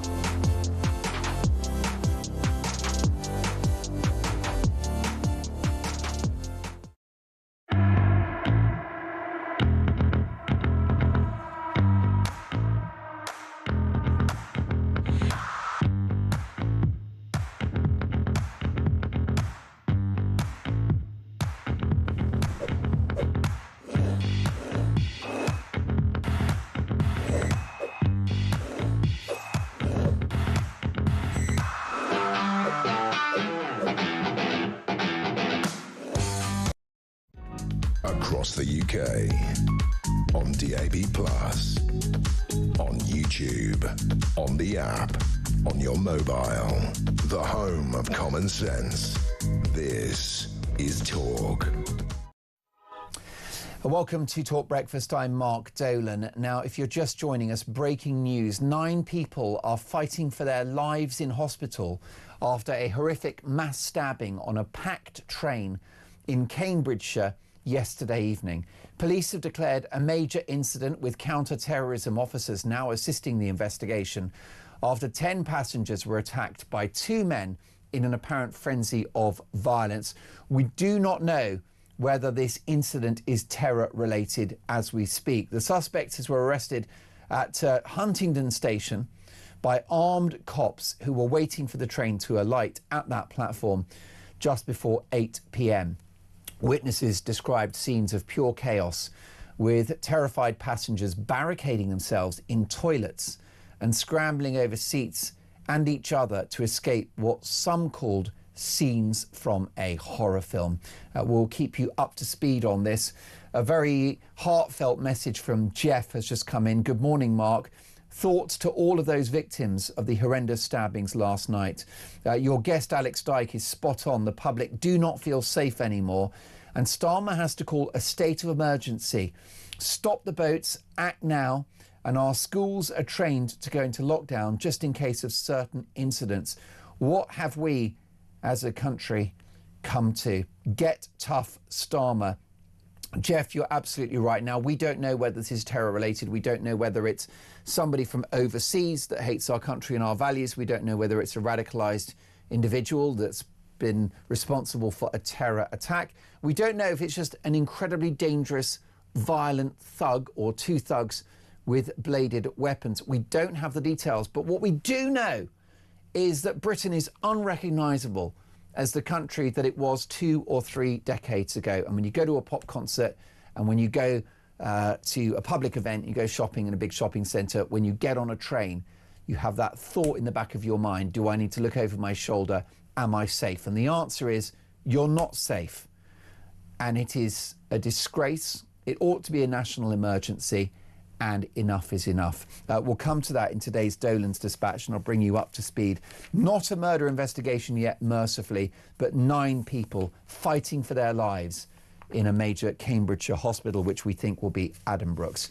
More on that in just a moment. Can I draw your attention to the front page of The Sun on Sunday? Prince supports King. Harry backs Andy Axe is the headline.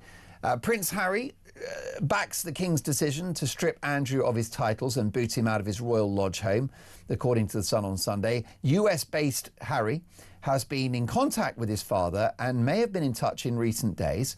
He supports Charles ending Andrew's allowance, it's understood. Harry has made a point of keeping in close contact with the King since their Clarence House summit. Let's get reaction from Talk's royal correspondent, Rupert Bell. Hello, Rupert. Good morning, Mark. Well, it's all well and good for Harry to celebrate the axing of Andrew's titles, but he ought to be thinking, maybe I'm next. Well, potentially, yes. I think that would require something seismic, although obviously over the last few years what Harry's done has caused huge ructions within the royal family with his revelations in Spare and the documentary and various other statements that he's made. So, but I think in terms of the sort of perception of what he's done compared to what Andrew is, some of the allegations surrounding him, it's far, far worse. And I think the king just felt that it's very nice that his son is in touch with him, which is a good sign. But what it means long term, I know not. But it's no more than probably father and son having a chat on the phone, which most families do, and saying, well done, Dad, might be the extent of what's gone on there. What, though, this whole saga is about now is the royal family doing their level best to protect their reputation, which has been tarnished by all these sort of revelations surrounding Jeffrey Epstein and Prince Andrew and Sarah Ferguson, and there are yet more allegations surrounding some of the business dealings that he had up to 2019 involving his wife as well. So I think the drip feed of revelations, I think, will not stop. But him going to Sandringham just might keep him even further out of the public eye. But the Andrew problem, in my opinion, Mark, is not going away. With us in the studio is Piers Pottinger, Rupert. Piers, your reaction to this latest intervention from Harry? Well, I'm inclined to sort of use a Catherine Tate expression. How dare he? How very dare he? I mean, coming from a man who has heaped indignity upon his own family in the most public manner, actually, he needs, as all the royal family, most of the royal family have done the right thing, keep quiet. The king has made a very powerful statement, and for once focusing on the supposed victims of the Epstein saga. And I think Rupert's right, it's only going to get worse for Andrew. I mean, the question is Sandringham private enough? Is it far enough away from the public glare?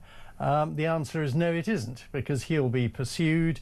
I'm sure the good folk of Norfolk will be really dreading the fact that there'll be paparazzi permanently there to try and catch Andrew doing almost anything, even if it's relatively normal. He's got a life of just an utter hell. He's had a pretty miserable 15 years already, and this isn't going to get any better. It's of his own making. There's no sympathy for him, and it's all over for him, really. And but the extraordinary thing is that this is such a British kind of scandal, yet it's all the majority of the scandal was American. And 3 Senate committees are supposedly investigating the US government's handling of the Epstein trial, plus the House of Representatives has an oversight of the whole Epstein affair. And these are not specific inquiries, these are just open-ended, ongoing. And yet, why is it that it's only British people who have been drawn into this scandal? We've had Ghislaine Maxwell, who's in prison. We have Lord Mandelson, who's been axed as ambassador. We have Andrew, who's been completely destroyed. We have yet Epstein's fortune was built by Americans, and even Jouffre's book, dreadful book though it is, and features entirely 3 incidents with supposedly with Prince Andrew, and yet she refers to being raped by a prime minister who she doesn't name, and all the other major figures that Epstein saw regularly, very famous people like Bill Clinton, Bill Gates, the head of Microsoft, one of the world's biggest companies. I mean, these are people who were with Epstein the whole time, yet they are all off scot-free. It's wild. And I do think that there's a bit of the American establishment loving the spotlight on British figures rather than American. And they don't mind a bit of British bashing. Rupert, where do you see the Andrew story going in the weeks and months ahead? Well, I think the way the drip feeding of emails and sort of allegations keeps coming out, how it, everyone's at every stage, even last week, many people may have been taken aback by in the end, the swiftness of the decision to strip Andrew of all his titles and send him off into exile. But I think we just don't know how much more is going to come out and the impact. Does Andrew at any stage feel that he needs to talk about it, admit it? He's always denied every allegation. And this is part of the problem within the sort of court of public opinion, that he doesn't actually think he's done anything wrong or has never admitted to doing anything wrong. From the moment he did that Emily Maitlis interview, he is convinced by his rightness. He doesn't believe that he's got anything to answer for, yet the Queen, he paid a lot of money and various other things have come out. So I don't see the end of it. But what more can the King do? I don't know. The only person who could really get a grip of this story is Andrew himself, and that may be meaning that he has to tell the truth, rather than sort of suggesting that Pizza Express and sweating stories are the way to get out of this particular issue. Because I think until he maybe feels the need to do that, it's only going to get worse for him. It most definitely is. And with regards to Harry, do you think there's any chance that Harry will face some kind of day of reckoning himself in the future? No, well, really depends what happens with Meghan. I think the answer is, how does that pan out over the next couple of years? Because she's ploughing a different furrow, her business dealings, whether you think they're good or bad, but she wants to be in the spotlight. I'm not sure Harry knows what he's trying to do at the moment. Has he got enough to do? He seems to just be traipsing around the country, following her at whether it be award ceremonies, this, that and the other. Of course, he's got his Invictus Games, but what else is he doing? And that's his problem. At the moment, I think he's feeling he may be missing some of the royal life and what security that brought. Most but definitely. He says he's happy, so you've got to take him on his word. Rupert, but I'm not sure he knows what he's got to do next. We're always happy to have you. More on this awful violent attack next.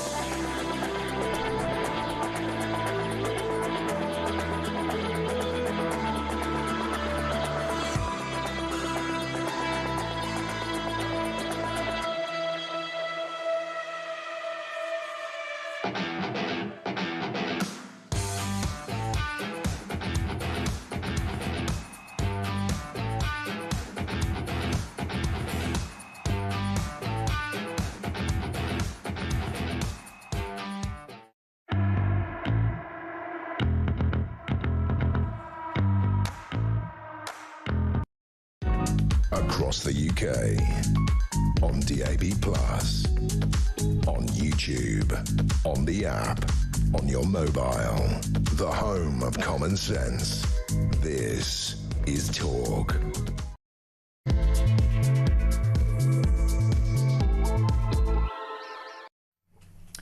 Welcome to Talk Breakfast. This is Mark Dolan with you until 10 a.m. And if you're just joining us, we have breaking news, which is that 9 people are fighting for their lives in hospital after a horrific mass stabbing on a packed train in Cambridgeshire yesterday evening. This is ordinary people. They're on their way to the pub, Halloween celebrations, parties, meeting up with family members and friends, and it ended in devastating horror. Now, police have declared a major incident, with counter-terrorism officers now assisting the investigation after 10 passengers were attacked by 2 men in an apparent frenzy of violence. These 2 individuals are now in police custody. We don't know whether this is terror-related or whether it's, an individual that's just decided to embark on the most horrific violence and assisted by a second individual. We don't know the context to it.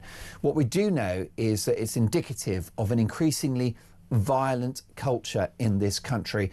There are deep concerns about the well-being of those 9 individuals who are fighting for their lives. It is not, as we speak, a murder investigation, and we pray that it won't be. The Cambridgeshire is obviously the borough affected. This is the county affected, and therefore it's likely that these 9 individuals are at Addenbrooke's, which is a massive hospital and well disposed of to take care of these individuals. Now, the suspects were arrested at Huntingdon Station by armed cops shortly before 8 p.m. Witnesses described scenes of pure chaos, with terrified passengers barricading themselves in toilets and scrambling over seats and each other to escape what some have called scenes from a horror film. Eyewitnesses said a man dressed in black stalked through the carriages wielding a large knife, slashing indiscriminately at passengers. One witness recalled that there was blood everywhere. People were screaming and getting stamped on as they tried to get away. This eyewitness said, "I heard someone shouting, 'We love you,' amid all of the panic." Others reported seeing a man brandishing a knife on the platform as armed police surrounded the train. One eyewitness has said the man was tasered and restrained by officers moments later. So what looks to have happened is that this train has been in motion as the carnage ensued, and armed cops were ready and waiting at Huntingdon to apprehend these 2 individuals. One of these individuals has been wielding the knife, flashing it around before being tasered and brought to the ground. Now, the Prime Minister, Sir Keir Starmer, has said in a statement on X, "The appalling incident on a train near Huntingdon is deeply concerning. My thoughts are with all of those affected, and my thanks go to the emergency services for their response." Footage shared online showed convoys of emergency vehicles filling the station car park and armed officers sprinting towards the stationary train. In the early hours of this morning, Sunday morning, forensic teams began scouring the tracks beneath the carriage as the investigation continued through the night. It's not thought that any other individuals are involved. It's 2 people who are now in custody. It looks to be that one individual certainly had a knife and was likely the protagonist, and we do not know about the role of the other person, but worth stressing that 2 people are now in custody, which would imply that this is not an individual, a lone wolf attack from someone with mental health issues. It appears that 2 people are involved, which would suggest some degree of premeditation. What we don't know, whether that was born out of a British and Western hating ideology, or whether what you're looking at is 1 to 2 incredibly violent, dangerous individuals. Now, Chief Superintendent Chris Casey of British Transport Police said it could be some time before more details were confirmed, adding that it would be inappropriate to speculate on the motive. Now, we won't speculate here on Talk Breakfast, but what we will do is keep you up to speed on every development, the well-being and the welfare of those 9 individuals who are fighting for their life in hospital. And we'll keep you updated on what may have motivated this attack, because we need answers. The Home Secretary needs answers as well. Shabana Mahmood said she was deeply saddened by the stabbings and urged the public to avoid comment and speculation at this early stage. The rampage is believed to have begun shortly after the Doncaster to King's Cross service left Peterborough station. A passenger named Gavin told Sky News, "Someone came through our carriage saying, 'They've got a knife, I've been stabbed.' They were covered in blood and trying to get away from the suspects. By the time the train stopped, they were basically on the floor." This individual said paramedics rushed the man to an ambulance immediately, while other injured passengers were led to safety and given foil blankets and emergency care on the platform. This individual, speaking to Sky News, added that one of the suspects also left the train and was running rampant, waving a large knife before being taken down by armed police. Another passenger, Ollie Foster, told the BBC that he heard people shouting, "Run, run, there's a guy literally stabbing everyone." And this individual initially, and perhaps understandably, thought this was a Halloween prank. Unfortunately, it was not. Now, he said the panic was overwhelming. He said people were pushing through the carriage. He said, "I looked down and realised my hand was covered in blood. There was blood all over the seat that I had been leaning on." He described how an older man bravely shielded a young girl from the attacker, suffering wounds to his head and neck. Others, this eyewitness has said, were ripping off their clothes to try and stop the bleeding. He said it felt like it went on forever. Another witness told the Sun newspaper there was blood everywhere. It was horrific, pure chaos. It didn't feel real. It was like something from a movie. People were crying and shaking. Everyone was traumatised. By 11 o'clock last night, stranded passengers were being bussed to London, many wrapped in foil blankets. Photographs showed police cordons still surrounding the station, with a heavy presence of armed officers and emergency crews. The Peterborough and Cambridgeshire Mayor, Paul Bristow, wrote the following post on X. He said, "Hearing reports of horrendous scenes on a train in Cambridgeshire, Cambridgeshire police are at the scene and 2 people have been arrested. Thoughts and prayers with everyone affected." Kemi Badenoch, the leader of the Conservative Party, has said that it's an absolutely horrific attack, and the Shadow Home Secretary Chris Philp said it appears to be a brutal mass attack and urged police to update the public as soon as possible. He's absolutely right to stress that we, the public, need to be kept informed about this. We must not be gaslit. We need to know whether this is terror-related, born out of some hateful ideology that detests the West, or whether it's just another typical example of the relentless violence that now innocent British civilians face as they go about their daily lives. We have an official statement from British Transport Police, who have said at 7:42 p.m. yesterday, British Transport Police were called to reports of multiple stabbings on board the 6:25 p.m. Doncaster to London King's Cross service. Officers attended Huntingdon Station alongside paramedics. Armed police from Cambridgeshire Police boarded the train and arrested 2 people in connection with the incident. So what looks to have happened is that this horrific carnage has happened whilst the train was in motion, and armed cops were at the ready when this train arrived at Huntingdon in truly spine-chilling themes. It's at this point normally on Talk Breakfast when we have a Dolan's dispatch.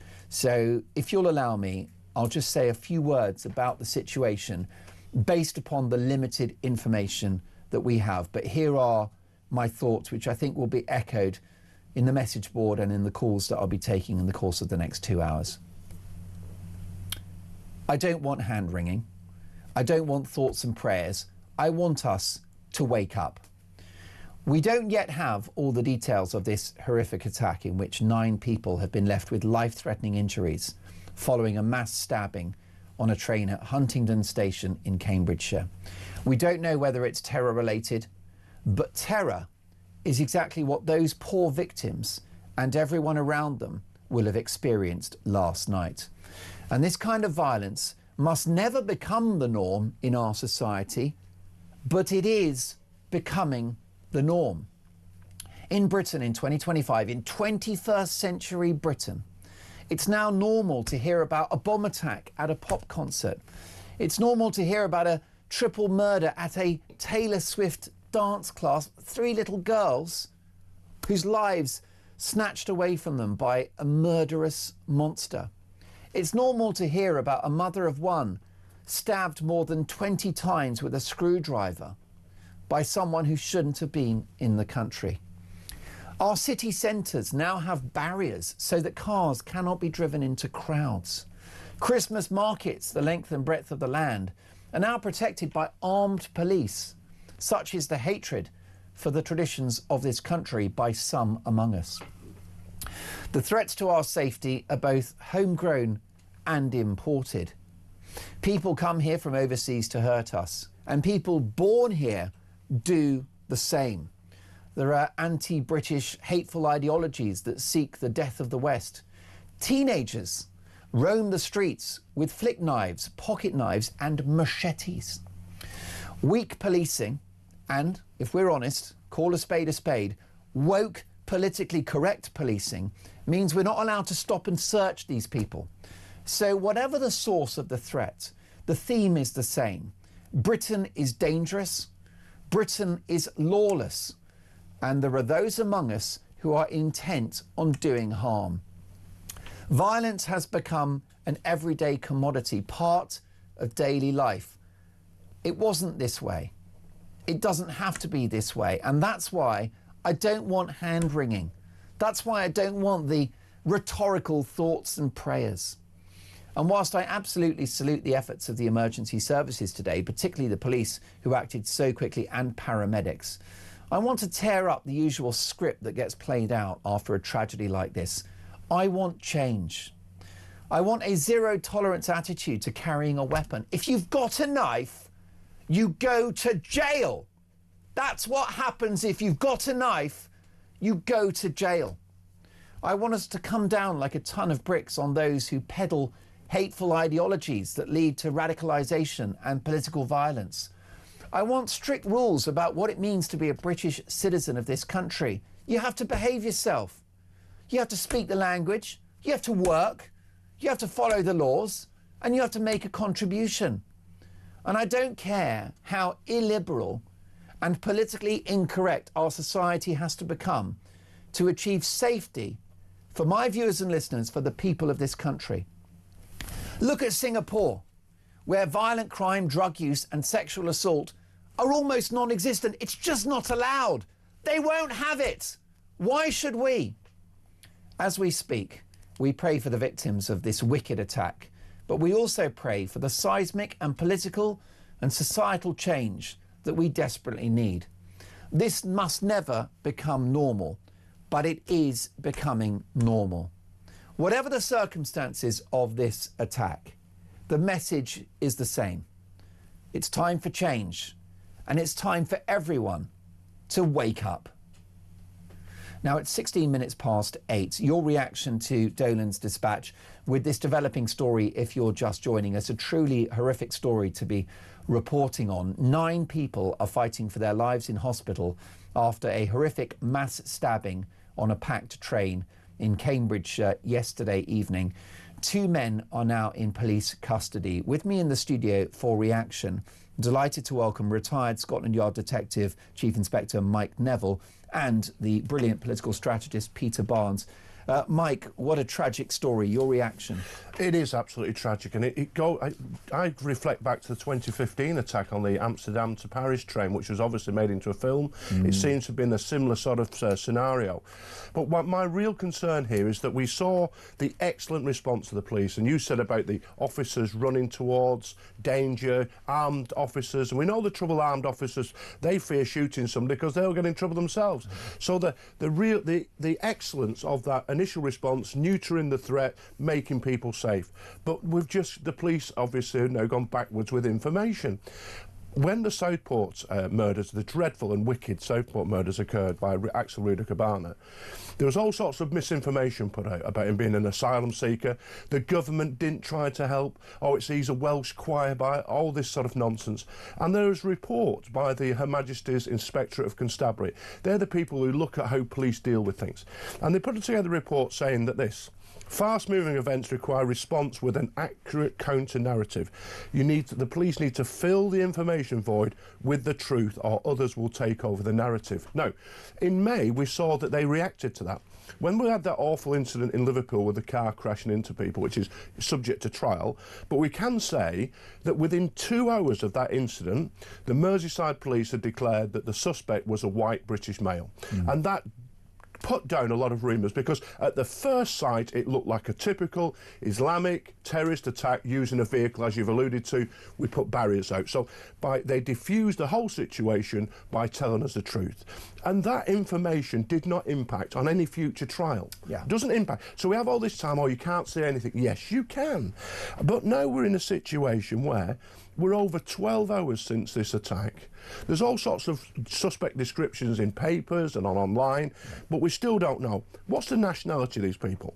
What's their asylum status? And are they part of a larger group, or has the threat been completely neutered? Because there's people getting on trains and buses right now. Is this a wider campaign, or have these two individuals been gripped? And so we've got the Home Secretary saying, do not speculate. Is she just naive because the social media, we know how it works, or are we just being told to keep our mouths shut, which we're continually told? Don't open your eyes. Douglas Murray describes it as the crime of noticing, and that's what's going to happen here. And I just think the police need to get a press conference and they need to disclose what they know, because these men have been arrested. They'll have expert digital forensic officers who'll be searching their phones, their computers, their devices. They'll be raiding premises to see what evidence is there. They'll be questioning them. They'll be taking DNA and fingerprints. They'll know who they are, where they're from. I have no doubts about that. But why is it within 12 hours we still don't know? So do you think we should have more information at this stage?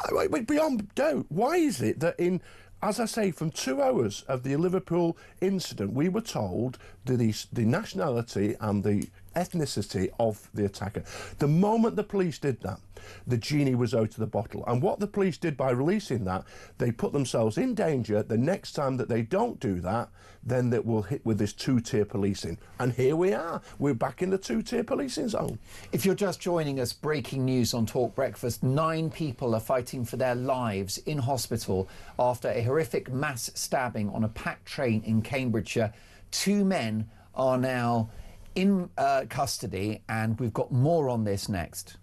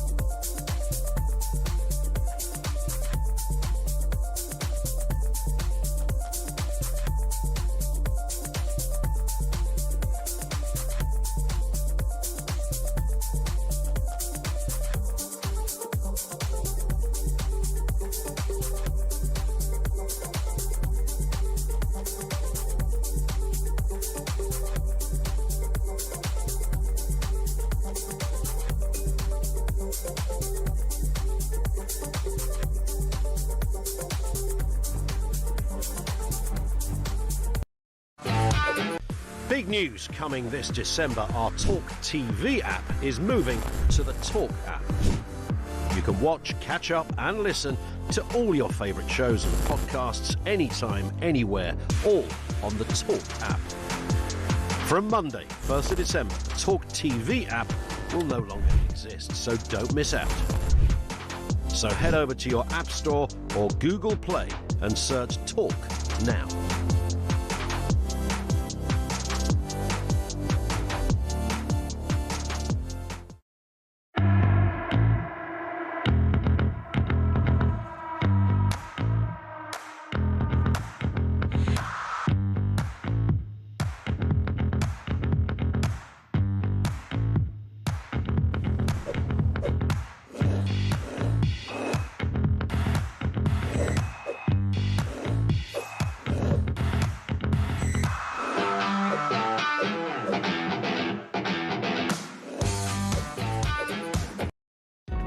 Across the UK, on DAB+, on YouTube, on the app, on your mobile, the home of common sense. This is Talk.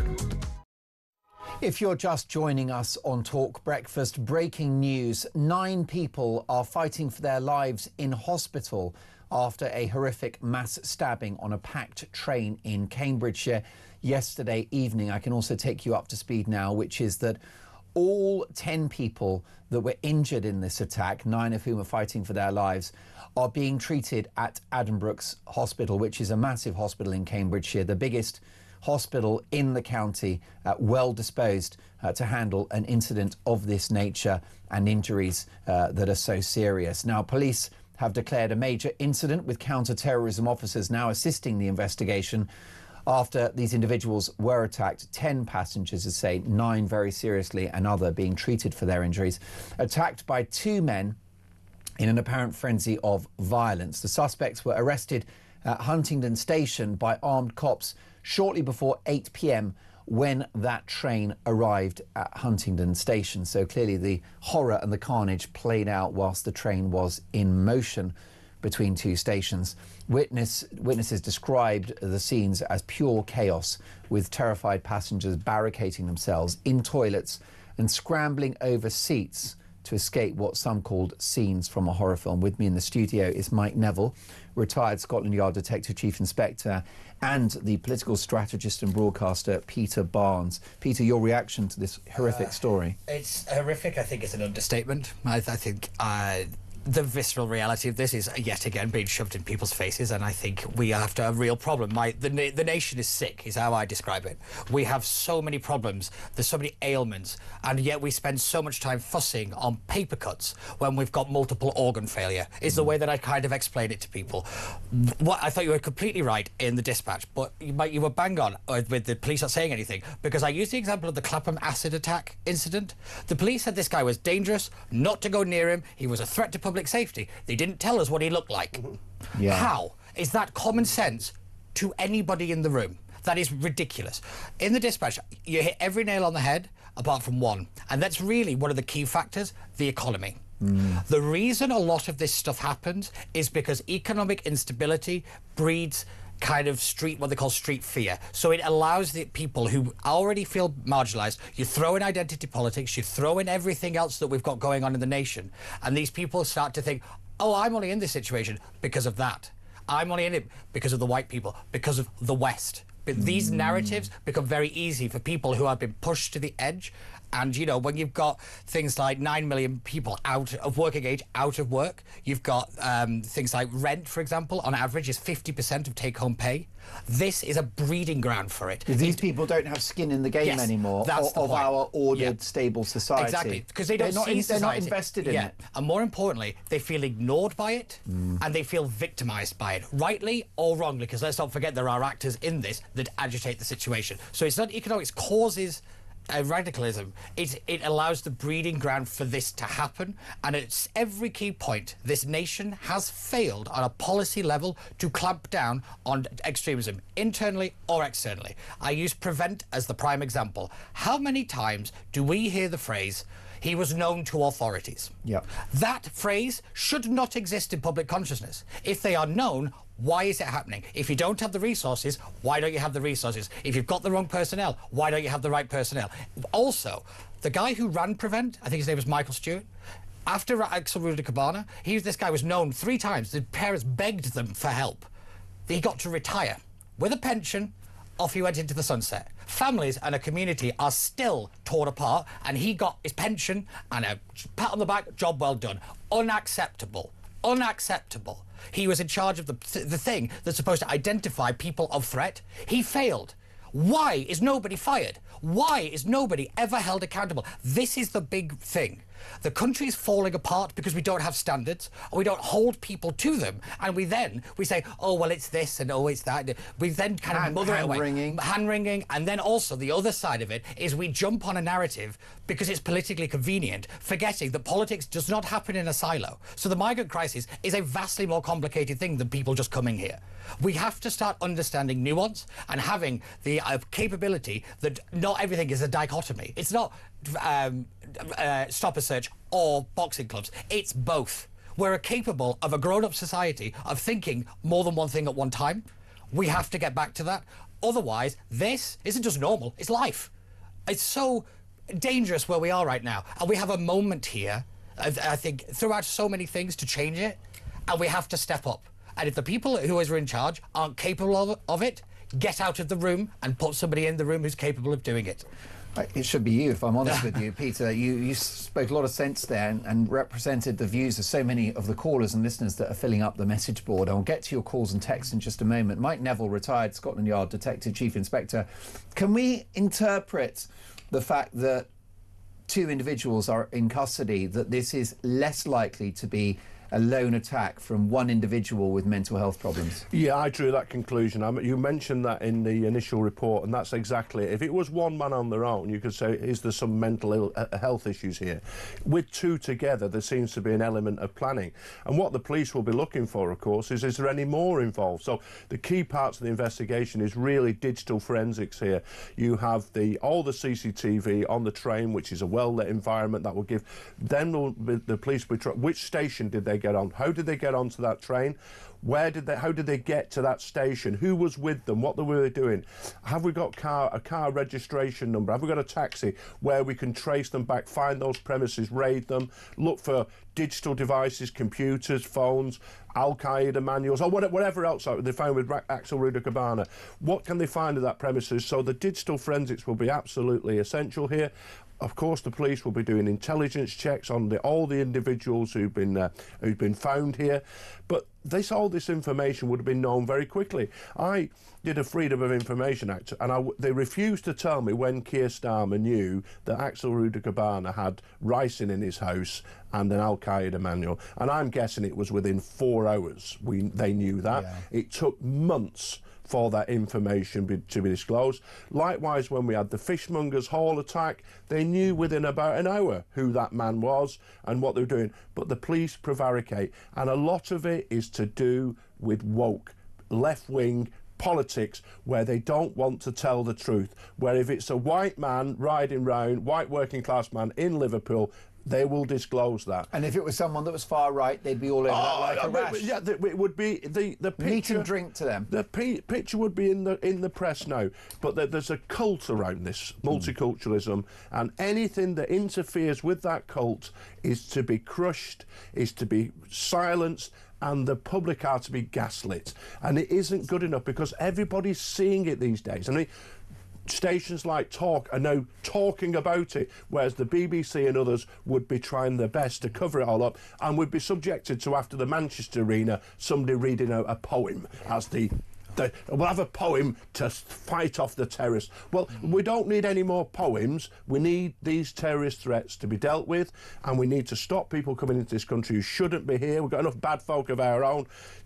We saw Wayne Broadus, this poor man, a bin collector, just an ordinary working fella, out walking his dog, stabbed to death. That's just on Wednesday. Now we've got this. How many more things? And the police aren't telling us. Yeah. Enough is enough. 9 people are fighting for their lives in hospital after a horrific mass stabbing on a packed train in Cambridgeshire yesterday evening. Police have declared a major incident with counter-terror cops now assisting the investigation after 10 passengers were attacked by 2 men in an apparent frenzy of violence. And that is 9 people now in hospital at Addenbrooke's in Cambridge fighting for their lives. More on this next.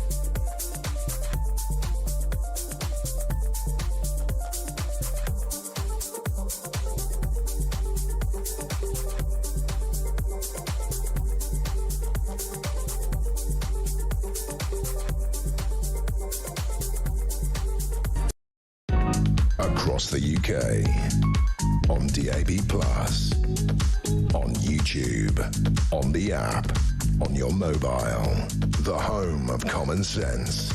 This is Talk. If you're just joining us, this is Talk Breakfast. I'm Mark Dolan. It's 8:36 and breaking news. 9 people are fighting for their lives in hospital at Addenbrooke's Hospital in Cambridgeshire after a horrific mass stabbing on a packed train yesterday evening. Now, police have declared a major incident with counter-terror cops now assisting the investigation after 10 passengers were attacked by 2 men in an apparent frenzy of violence. So 10 people are in hospital, 1 individual being treated for less serious injuries, but 9 others fighting for their lives. Medics are now working around the clock to make sure that this doesn't become a murder investigation, and we pray, of course, that it doesn't. Linda says, Linda's been listening to Dolan's dispatch. Very wise words, Mark. No more useless words, flowers, candlelit vigils and gaslighting. We need the government to provide safety and stop this breakdown of civilised society. But I can't see that happening under Labour, says Linda. Linda's in Deal.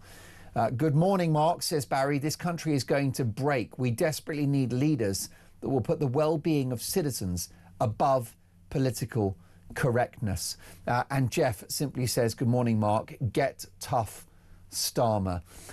We have calls coming in thick and fast on this one. Georgina is in London, in the capital. Hello, Georgina. Hello, Mark.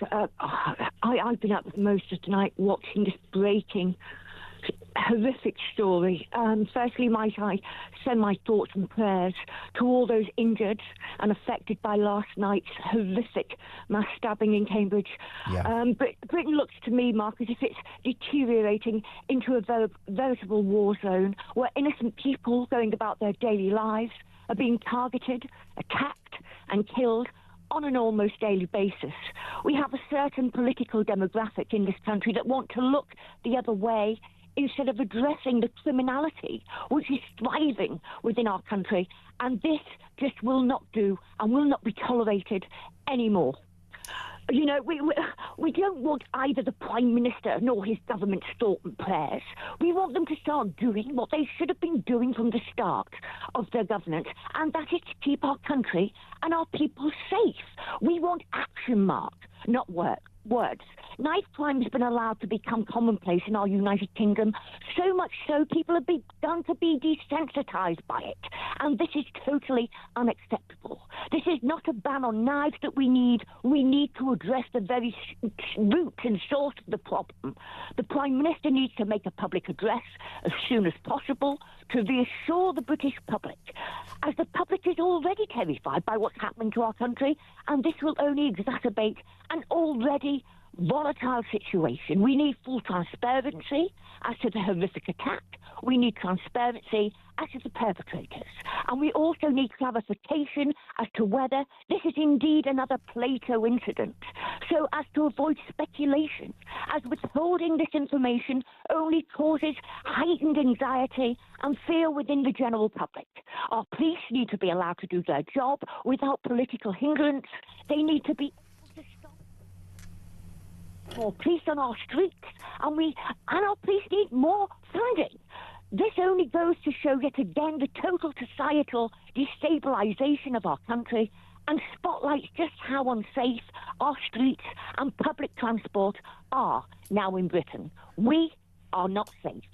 No, and you're at the sharp end in the capital, Georgina, because, of course, knife crime is run amok under the leadership of Mayor Khan. One of the reasons why is because of the cutting back of stop and search, which many people are concerned is prejudicial, potentially racist. But it's quite clear in the statistics, Georgina, that when you increase stop and search, you get more knives collected, you get more arrests, and you get safer streets.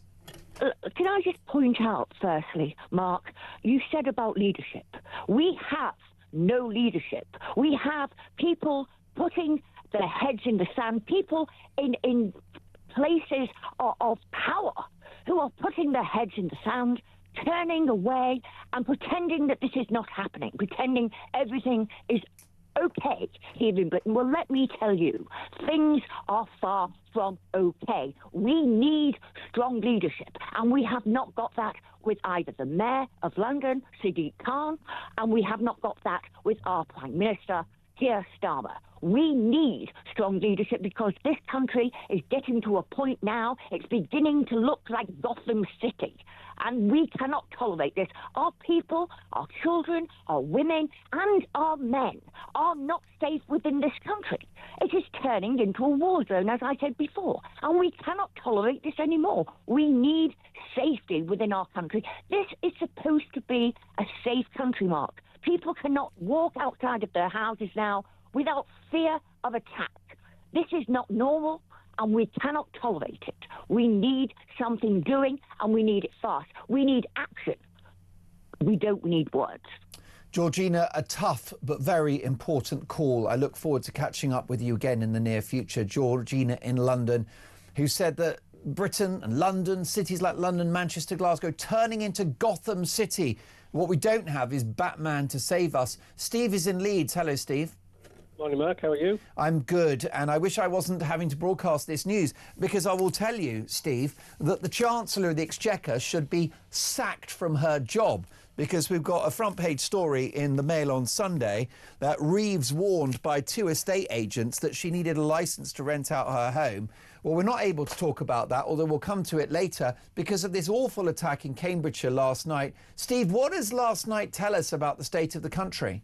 Well, the two stories that you just mentioned are conjoined in a way. We now live in a society where there are no consequences to doing something wrong.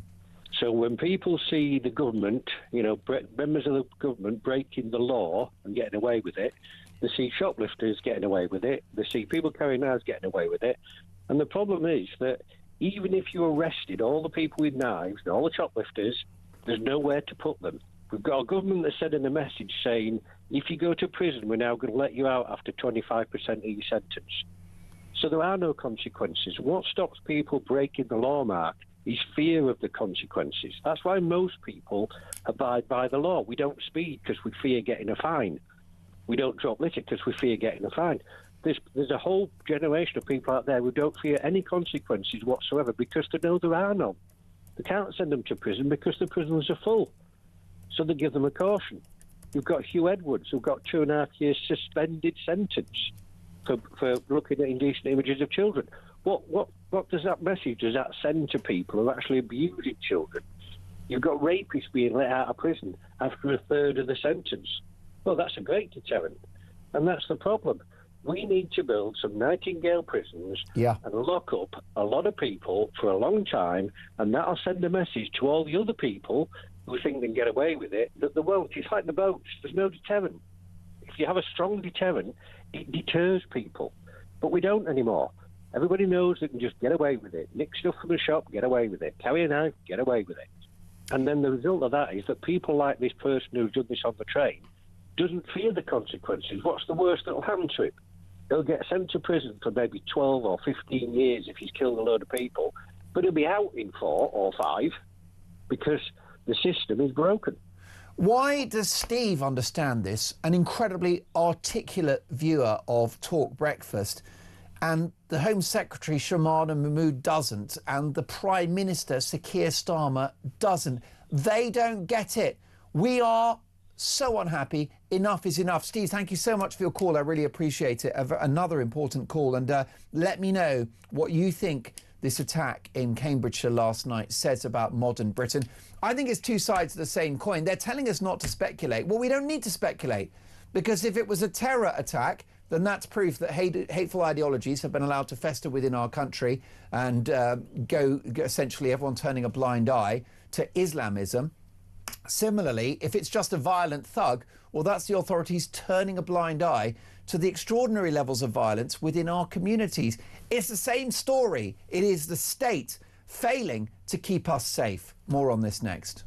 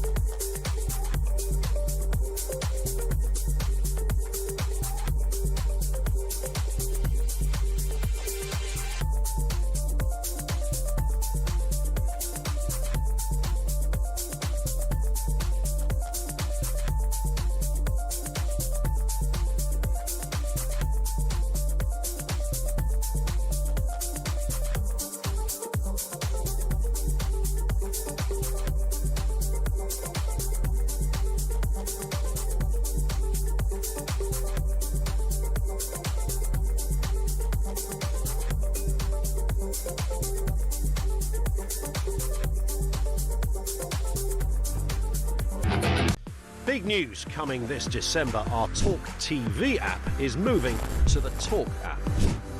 You can watch, catch up and listen to all your favourite shows and podcasts anytime, anywhere, all on the Talk app. From Monday, 1st of December, the talkTV app will no longer exist, so don't miss out. So head over to your App Store or Google Play and search Talk now.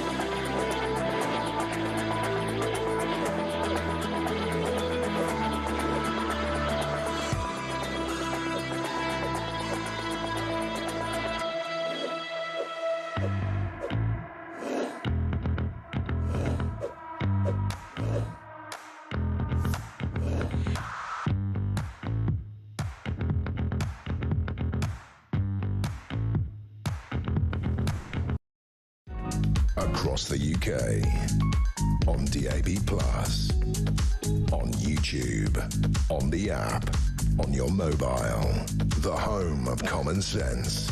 This is Talk.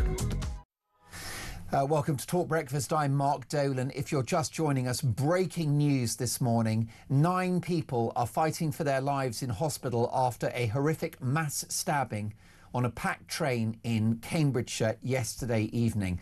Police have described a major incident with counter-terror cops now assisting the investigation after 10 passengers were attacked by 2 men in an apparent frenzy of violence. The suspects were arrested at Huntingdon Station by armed officers shortly before 8 p.m.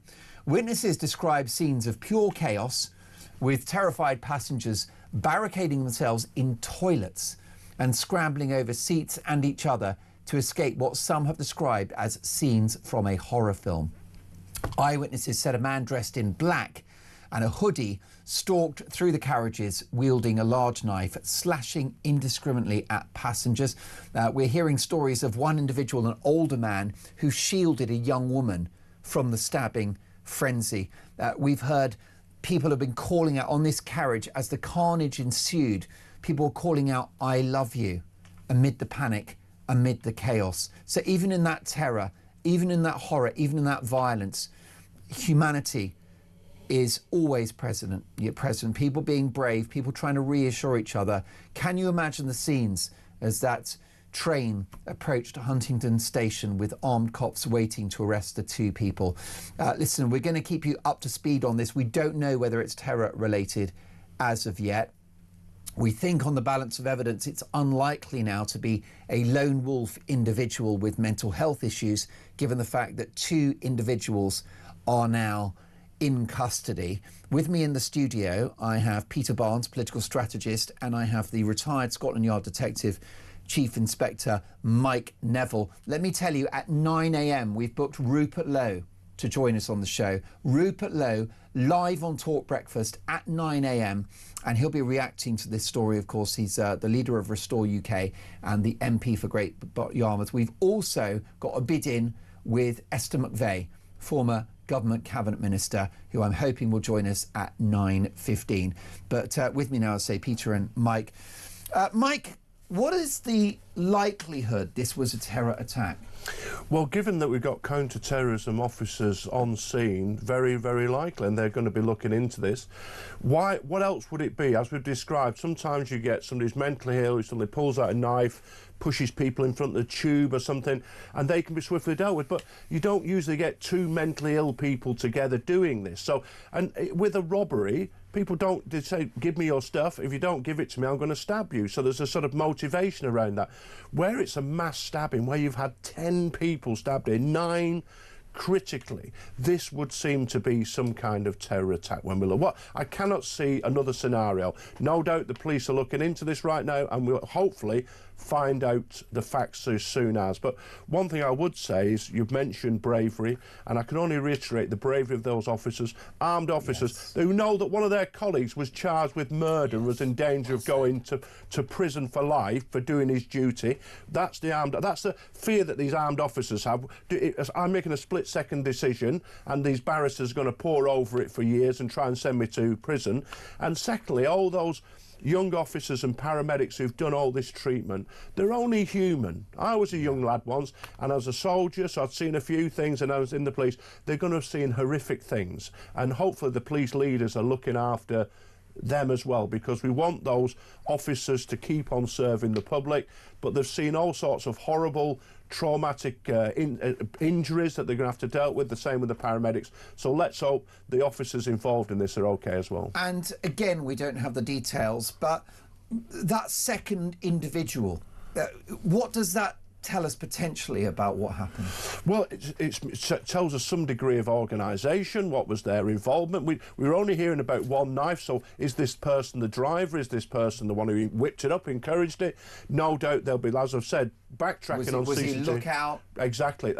What they're going to see on CCTV, this is going to be critical to show the motivation, what they did, how they prepared, and where they came from. Is it less likely that it's we're potentially beginning to be able to rule out a lone wolf attack of someone that's just escaped a psychiatric hospital? Yeah. Okay, that's less likely now. But is it just in terms of the fact that 2 people are involved? Is there any chance that it is still senseless violence? That it's just 2 thugs? Is there a possibility of that? I've never heard of that. I've never heard of... In all your years of policing? In all my years of policing. You know, senseless thugs will start a fight on the train and start punching one person. And other people might pile in. But they don't... If they pull out a knife, they'll stab the person they're fighting with. Not a mugging gone wrong or something? No, not at all, because it's the vast number of people who've been injured here. If it was one... Firstly, why would you... If you're sane, why would you mug somebody on a train where there's loads of other people, it's well lit, the CCTV's there?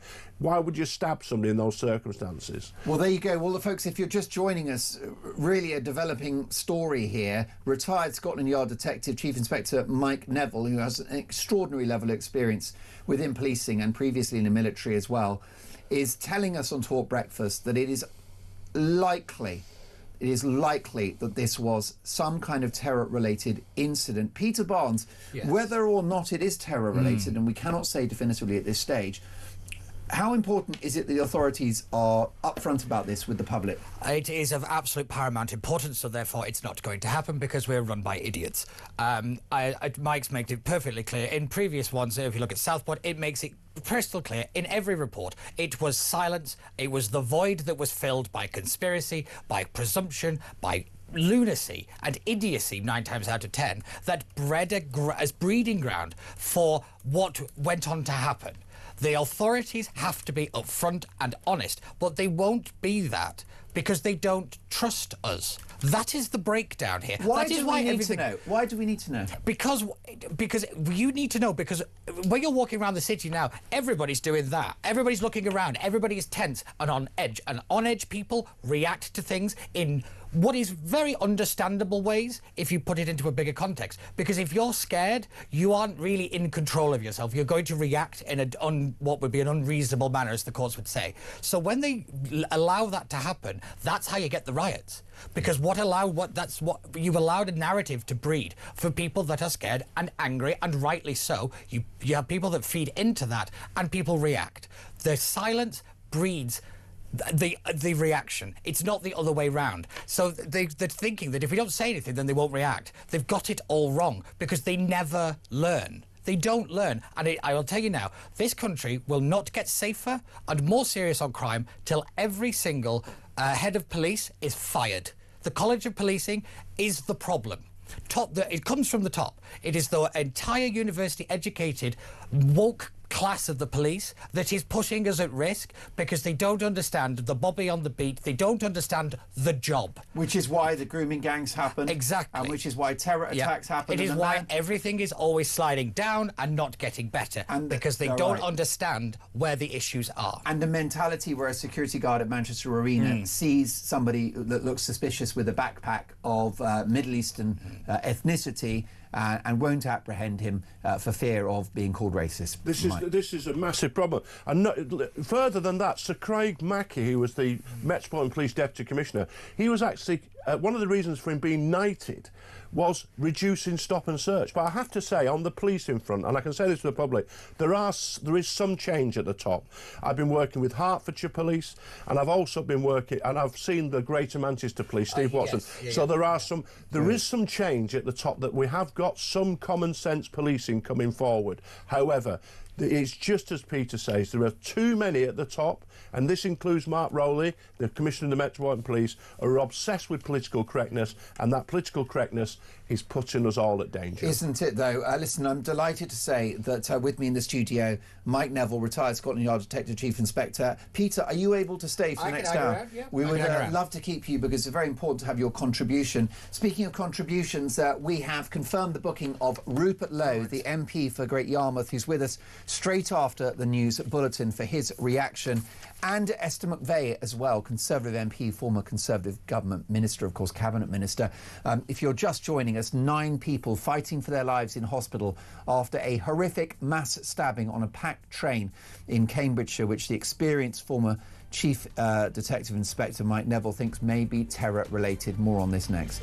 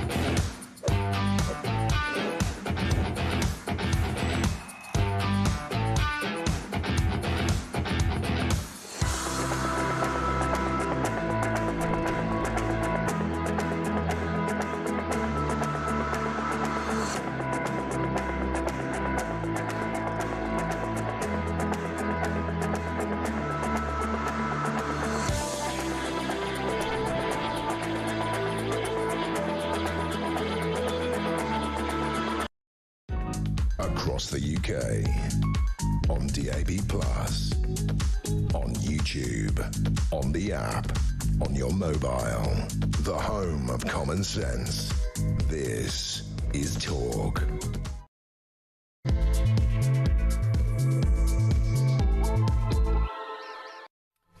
It is 3 minutes past 9 on a Sunday morning. I'm Mark Dolan. This is Talk Breakfast, and breaking news. 9 people are fighting for their lives at Addenbrooke's Hospital after a horrific mass stabbing on a packed train in Cambridgeshire yesterday evening. Police have declared a major incident, with counter-terror cops now assisting the investigation after 10 passengers were attacked by 2 men in a frenzy of violence. Now, the Prime Minister and the Home Secretary have both expressed their deep concern about this situation, but they've also said that there shouldn't be speculation about the motivation for this attack. What I should tell you, though, because here on Talk Breakfast, we want to be absolutely transparent with you about what may be going on.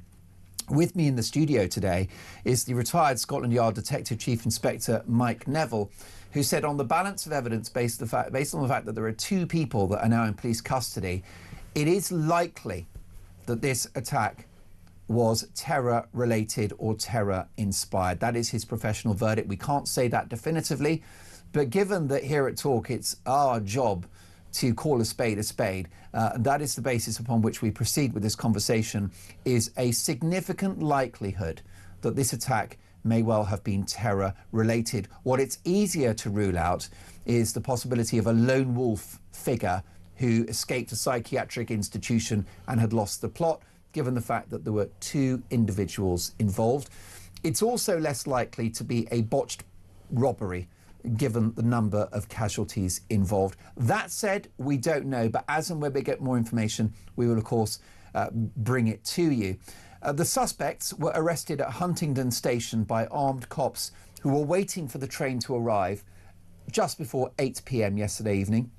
Witnesses described scenes of pure chaos, with terrified passengers barricading themselves in toilets and scrambling over seats to escape what some called scenes from a horror film. We've also heard one particular eyewitness account of an older man shielding a young female passenger from this frenzied attack. Let's get reaction now from the leader of Restore Britain, the MP for Great Yarmouth, Rupert Lowe. Rupert, good morning. Welcome to Talk Breakfast. Good morning, Mark. It's good to be on your show on the Sabbath.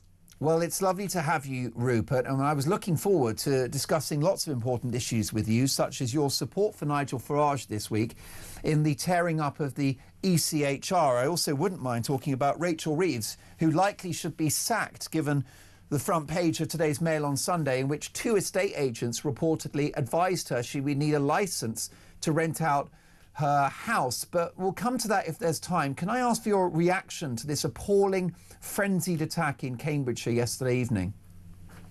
Well, look, it seems to be, first of all, we should say, obviously, our thoughts are with everybody who's been hurt, and indeed their safety has unnecessarily been disturbed. So my thoughts are with them. But I've been talking about this for a long time now, Mark. We've actually written a letter this morning to the Prime Minister. I think the country's had enough now of listening to the crocodile tears after this has happened. What we need is a government that is actually elected to look after and protect the interests of the British people. The problem is we've got all these human rights lawyers who seem to indulge their fantasies and not keep us safe. And when this sort of thing happens, I think that we can argue the British state is complicit in a crime like this, because they haven't done enough to protect our borders. They haven't done enough to deport illegal immigrants, both those arriving and those living here. They haven't done enough to deport foreign criminals in our country. And it's quite clear to me that a lot of the people who are coming in here don't share our culture. They don't respect our culture. They're a danger to the honest, decent, tax-paying, law-abiding citizen of this country. And the primary role of our government should be to protect those people, not allow this sort of thing to happen. And there is a correlation, obviously, between the amount of illegal immigration, and most of the people who come here illegally have travelled through safe countries. They are not asylum seekers, in my view. They're economic migrants. And frankly, the government needs to start to man up and actually deliver what we need, which is secure borders. We know the countries that are basically the creators of these problems. I mean, Restore Britain's done a lot of research on this. And, you know, you can see the Afghanistans, the Pakistans, the Eritreas. You can actually see the Somalias. You can see the countries where a lot of these crimes emanate from. Now, whether or not this is a terror crime, it may well be, it may well not be. I don't know the facts yet, and nor do any of us. But I think what one can say is this is happening with increasing regularity. It didn't used to happen in Britain. And I think, you know, we're a high trust society where people want to go about their lives, you know, looking after their families. They want their children to be safe, and they don't expect a government which doesn't respect the people who are paying the taxes in order for that government to deliver the services which, as we know, are crumbling before our very eyes. Yet we have civil servants being paid a fortune. Their pensions are all off balance sheet. They're a massive liability to the British taxpayer. We do not have accountability of the state to the electorate. The electorate has been subdued by this, what I call malign state, which has grown like a weed, and they're not looking after our interests. So I think it's basically, in my view, necessary now for everybody to stand up, express the view that they're not happy in a peaceful way, and actually exact their revenge on these people who are governing us badly at every possible opportunity through the ballot box, which is ultimately the power that the electorate has. And I know I've instigated a rape gang inquiry, as you know, which I crowdfunded. 20,000 people are very concerned about that. We are going to our hearing stage in February. We should have a report out by March. And Mark, it's going to show some horrific things. You know, it's going to show that this was not happening in a few isolated towns and cities. This is happening in 87 areas, which means a lot more towns and cities across Britain. We've produced a document on deportation, which, again, a lot of politicians, in my view, spout off from the hip. We've actually done a huge document, which is available on the restorebritain.org.uk website, where we've actually analysed the constitutional reasons why we can't deport these people immediately at the moment, and looked at the structures that we need to change legally. And then we've looked at the practical ways in which we can actually deport these people. So we've gone about it in a proper scientific way. Harrison Pitt's written that document. I've got a great young team around me now. And we're going to go on producing this, Mark, and we're going to go on pointing out, as we have been, that basically the entire apparatus of government, and that doesn't really matter whether it's national government or local government, has been failing the British people. And in the end, we have to stand up for ourselves. We can't just sit and accept this. And this horrible attack is just another manifestation of failure. And I frankly, the crocodile tears of Keir Starmer mean nothing to me now. He should be acting, not talking. He should be actually doing something about it. And that's why we've written a very strong letter to him this morning. And hopefully people will support what we stated in that letter. Most definitely. A portion of those who are crossing the channel on a daily basis, however small, Rupert, are criminals. Some have terror links, which imperils the safety of the British people. It's mind-boggling that when they arrive, having entered the country illegally, they are accommodated at great expense, given a mobile phone, pocket money, 3 meals a day, dentistry, a GP service, and the freedom to roam the streets. I honestly feel like I'm living in a parallel universe that's the case. Our document, Mark, our document makes quite clear that we need to create a hostile environment in the first instance for these people. We've got to make it difficult and not comfortable. And why should the British taxpayer pay for this? They shouldn't have come here. They've crossed safe countries. They should have stayed where they first went into a safe country. Those are the protocols. But look, I'd urge everybody to read our document. I think a sort of 5-minute soundbite on your show isn't going to answer all the questions. I mean, put on a coat towel, read the document, and you'll actually see, I think, what we have done to not only analyse the constitutional issues, but also how we practically deal with it. The issue, Rupert, of deportations, it was politically quite toxic perhaps a year ago, but the Overton window has shifted considerably. And if today's or yesterday's incident is terror-related, it will shift further. Well, look, I mean, who knows what today's incident was, but we had the incident up at the synagogue in Manchester the other day. That we have countless issues like this. Yeah. Starting with Lee Rigby, the army. I think he was actually a private who was killed. Yeah. I mean, it's just unacceptable, Mark. And I think we've got to find out what are the root causes of this, why is it happening, and we have to take action to stop it. And this is what I don't see. I meet government ministers. I probably won't get a reply to my letter to Keir Starmer. The ministers don't seem to bother to reply to MPs these days. And if they do reply, it's sort of 8 months later. It's a bit like our court system now. That no longer do we have the rule of law. I mean, you can't register claims. You've got all sorts of obstacles that you have to overcome. And unless you've got a very proficient barrister who's on full-time call, I don't think we all have access as citizens of this country anymore to the rule of law, which everybody talks about. So I want to see the return of a proper rule of law overseen by an honest judiciary, which actually does try and find the right decisions and make the right moral judgments about, what has happened and what is right and what is wrong. And I don't think that is the case when you have a bunch of human rights lawyers who basically infected our system with a lot of nonsense. And I think, most people, I was up in North Yorkshire yesterday, I think most people who I talk to are following very closely what's happening.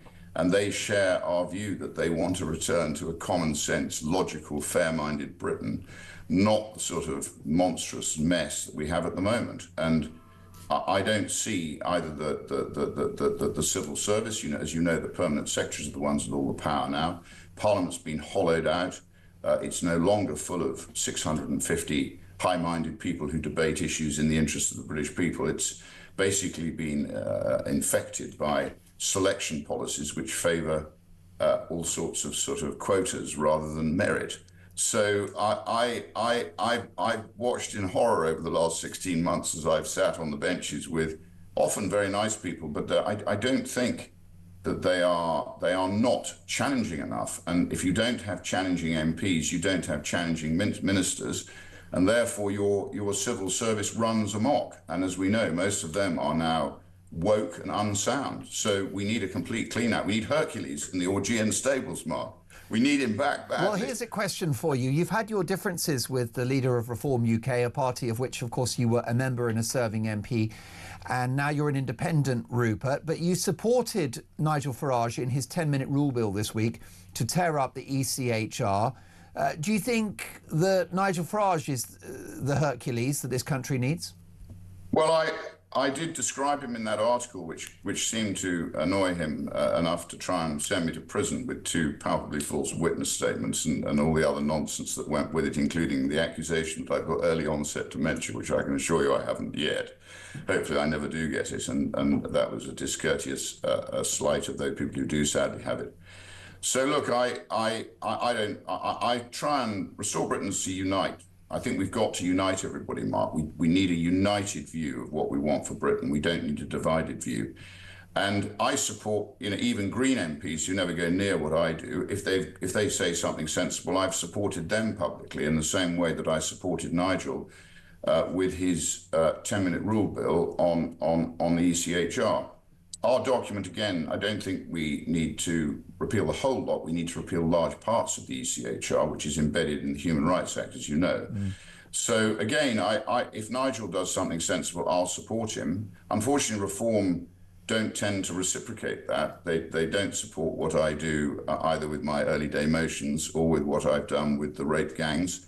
If you remember, Nigel promised a crowdfunder, which is largely why I did it, and he didn't do it. So I think this is a blot on our history. We've got to get that out. But I'll go on trying to create unity, Mark, unity of purpose and unity to try and make Britain a better place and return it to the way it used to be. Because when it's functioning, in my view, it's the best place in the world to live. I think all of us would agree on that.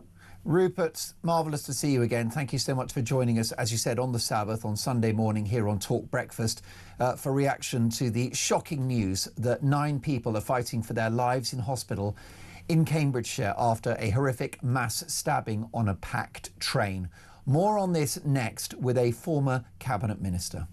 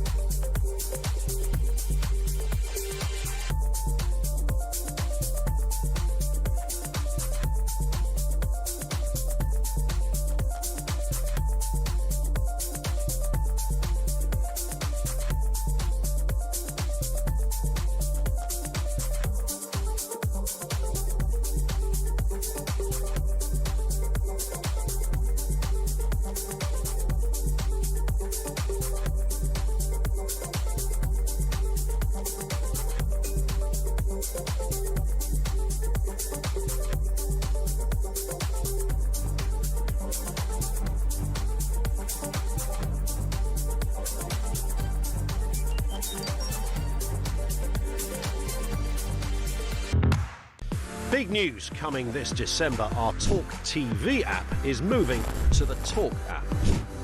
You can watch, catch up and listen to all your favourite shows and podcasts anytime, anywhere, all on the Talk app. From Monday, 1st of December, the talkTV app will no longer exist, so don't miss out. So head over to your App Store or Google Play and search Talk now.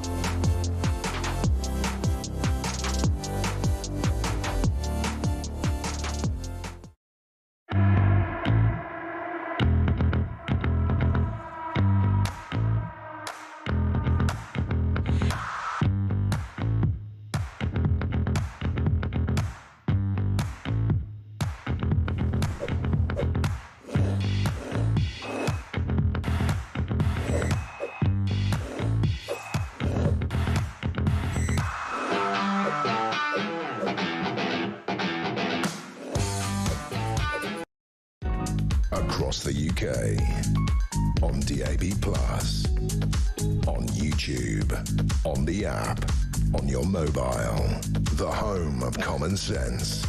This is Talk. Steve says, good morning, Mark. Your Dolan's dispatch struck home today. Knife crime is out of control. I volunteer once a month at a memorial garden near our town. We often find knives and other weapons secreted in hedges and corners. We've often told police, but their advice is to dispose of the knives ourselves. And that's in a small ex-mining village. That is Steve in Kimberley. And this from Martin in Northampton, who says, Mark, we are on a war footing now. We need to stop sleepwalking and start acting. Now, lots of plaudits for our caller Georgina as well, talking about how dangerous Britain has become and the failure of the authorities to keep us safe. This is Talk Breakfast, and if you're just joining us at 9:22, I can bring you the developing story that 9 people are fighting for their lives in hospital after a mass stabbing on a packed train in Cambridgeshire.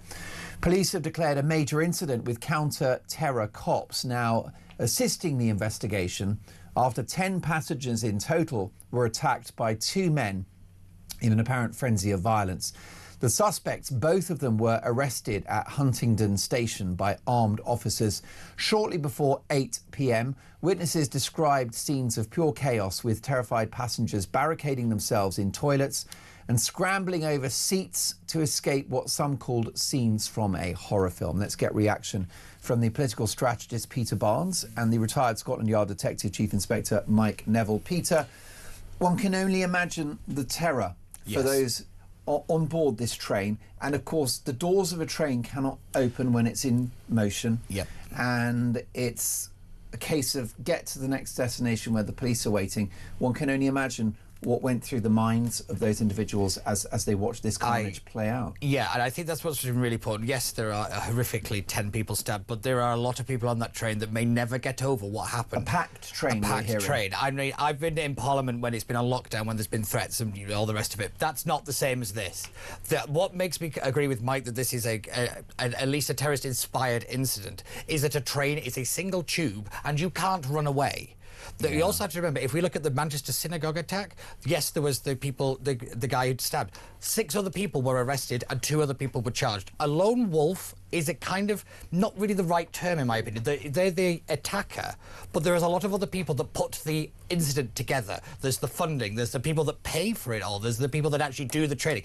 I suspect that the other guy, because he's not carrying a knife, may have been there to make sure that he actually goes through with it. That's a big factor when you look at like the Al-Qaeda suicide bombers about 10 years ago. They had to make sure that they actually did it. Almost like the minder that's there to supervise and enforce. Yeah, exactly. That's probably the best way to think of it. And that's where my brain is now headed. Again, I don't have the expertise of Mike or the Met or anybody like that, but just for what I do know, I think that's probably where we're going now. But one thing I just to pick up on Rupert Lowe's brilliant argument there. Yeah. Lee Rigby. Lee Rigby was not killed. Lee Rigby was beheaded on the streets of London by a radical Islamist, and this country kind of forgot about it. How? Why? Why was that why wasn't it a moment? Why wasn't it a moment? A tipping point? Yes. Why are we suddenly... people go, oh, yeah, I remember that. How? We had a beheading. A beheading. We've had terrorist attacks. The Manchester Met... London Met has a forced marriage unit, operating, and it's going up in terms of cases. We have I think it's 500,000 knife crime incidences. The Met this week took a victory lap over taking 60,000 off the street. I bet they're wishing they didn't put that press release out this week. Yes. It is ridiculous.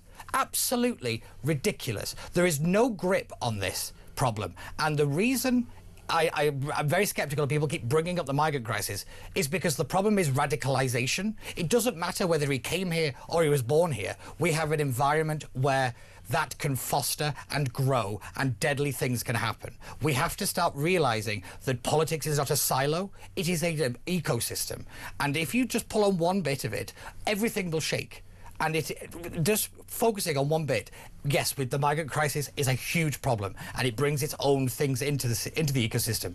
But we had problems before it, and we didn't deal with them. Well, that's right. Mike Neville, if we're talking about likelihood, based upon your massive experience in policing as a retired Scotland Yard Detective Chief Inspector and formerly in the military, you're leaning on the likelihood that this was terror-related, terror-inspired in some way.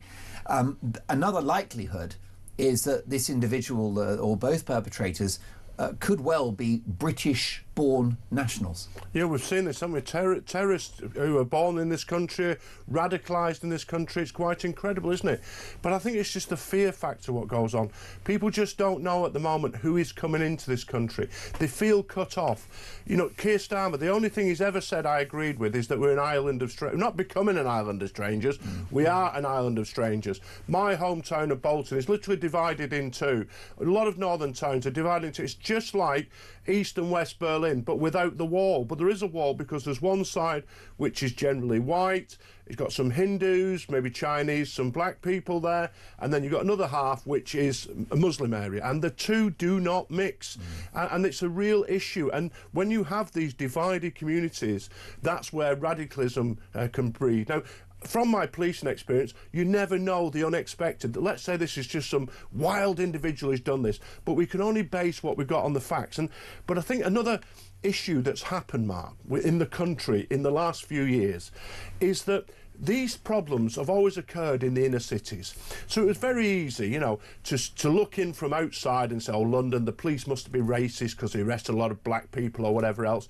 And it was, if you lived in a nice suburb, it was easy. But now we see murders in Bournemouth, Uxbridge, sex attacks in Epping, and now we have this in Huntingdon, where Oliver Cromwell was the MP. It's what it's doing now. It's impacting all the country.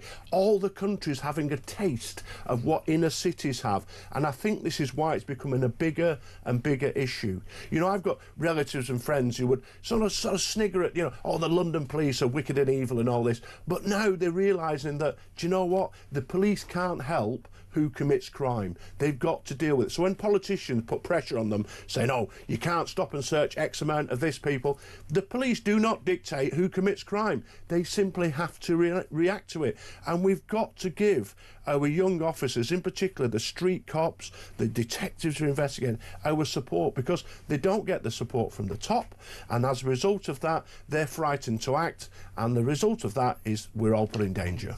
Most definitely. Can I just follow Peter, on from that? Please follow up. I think this is why the Overton window has shifted, and I take a lot of credit for the Epping success of that by the Epping protests of the Pink Ladies. They marshalled those protests brilliantly. Yeah. They couldn't be labelled far-right. You can't label a grandma concerned about the safety of her grandchild a far-right thug because they didn't have the classic skinhead and the football shirt and all the rest of it. They were brilliant at understanding imagery, branding, and that is why we've been able to move a little bit. The real reason we've moved is because of the crime, the data. We now have the stats to back this up. They can't fling racist at us because we say, well, how do you explain this? Well, how do you explain You why? can't be called racist if you point out that an Afghan immigrant is 21 times more likely to commit a sexual offence against a woman. It is undeniable, and this is why they are panicking so much, the left, and you see this rather vicious woke backlash, because the usual tricks don't work, and they don't know how to argue it anymore, because they've never had to. They could be able to box you off, make sure you never appear on TV ever again, and off you go. It doesn't work anymore, and they are panicking. My fear is that panic leads to a stronger clampdown with digital ID, because I bet you any money this will be wrapped up into it, and all this other stuff will be used. Well, if you had a digital ID, we could control that. We might be able to say who's in that area. Because do you want to know how I know it? Because it's exactly the same narrative I would tell them to use. This is the most scary thing about it, and why the digital ID is the big danger, because that can be used to justify a lot of things. I hope Steve is still listening, because he messaged me a couple of hours ago with exactly that point, Peter. He said, Mark, what's the betting that Starmer uses last night's tragedy, and it is a tragedy, to further promote digital ID under the guise of our safety and security? But what we really need is more staff, not automation at places like stations. That's interesting. And obviously police on the streets. Automation doesn't stop violence, it only monitors it. What a smart message that is. Isn't it brilliant? It's an excellent point, because he's done it before, Starmer. He used the Southport attack to weaponise the office of the Prime Minister that once housed Winston Churchill to attack people concerned about immigration. People concerned that a speech that should have been about murdered young girls, he weaponised it, and he branded everybody who was concerned a thug. That's what that man did, and that was the moment he showed that he was unfit to be Prime Minister and a dangerous person to be in that office. Now listen, breaking news. We will bring you a police update on this train stabbing at 10 a.m. We will take this update from the police. I'm not sure if it's going to be a statement or a press conference, but we're expecting a police update on this stabbing at 10 a.m. What we know so far is that 9 people are fighting for their lives in hospital after a mass stabbing on a packed train in Cambridgeshire. yesterday evening, with 2 men now in custody. Next up, meant to do it in the last part, but it's going to be this part. Next part, don't go anywhere, because we'll be joined by the former Cabinet Minister Esther McVey. This is Talk.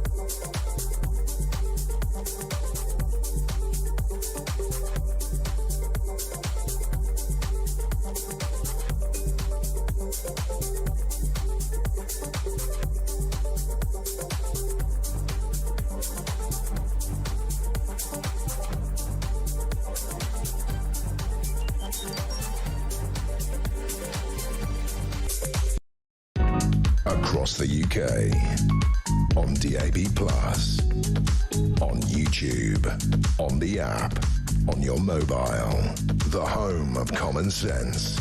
This is Talk.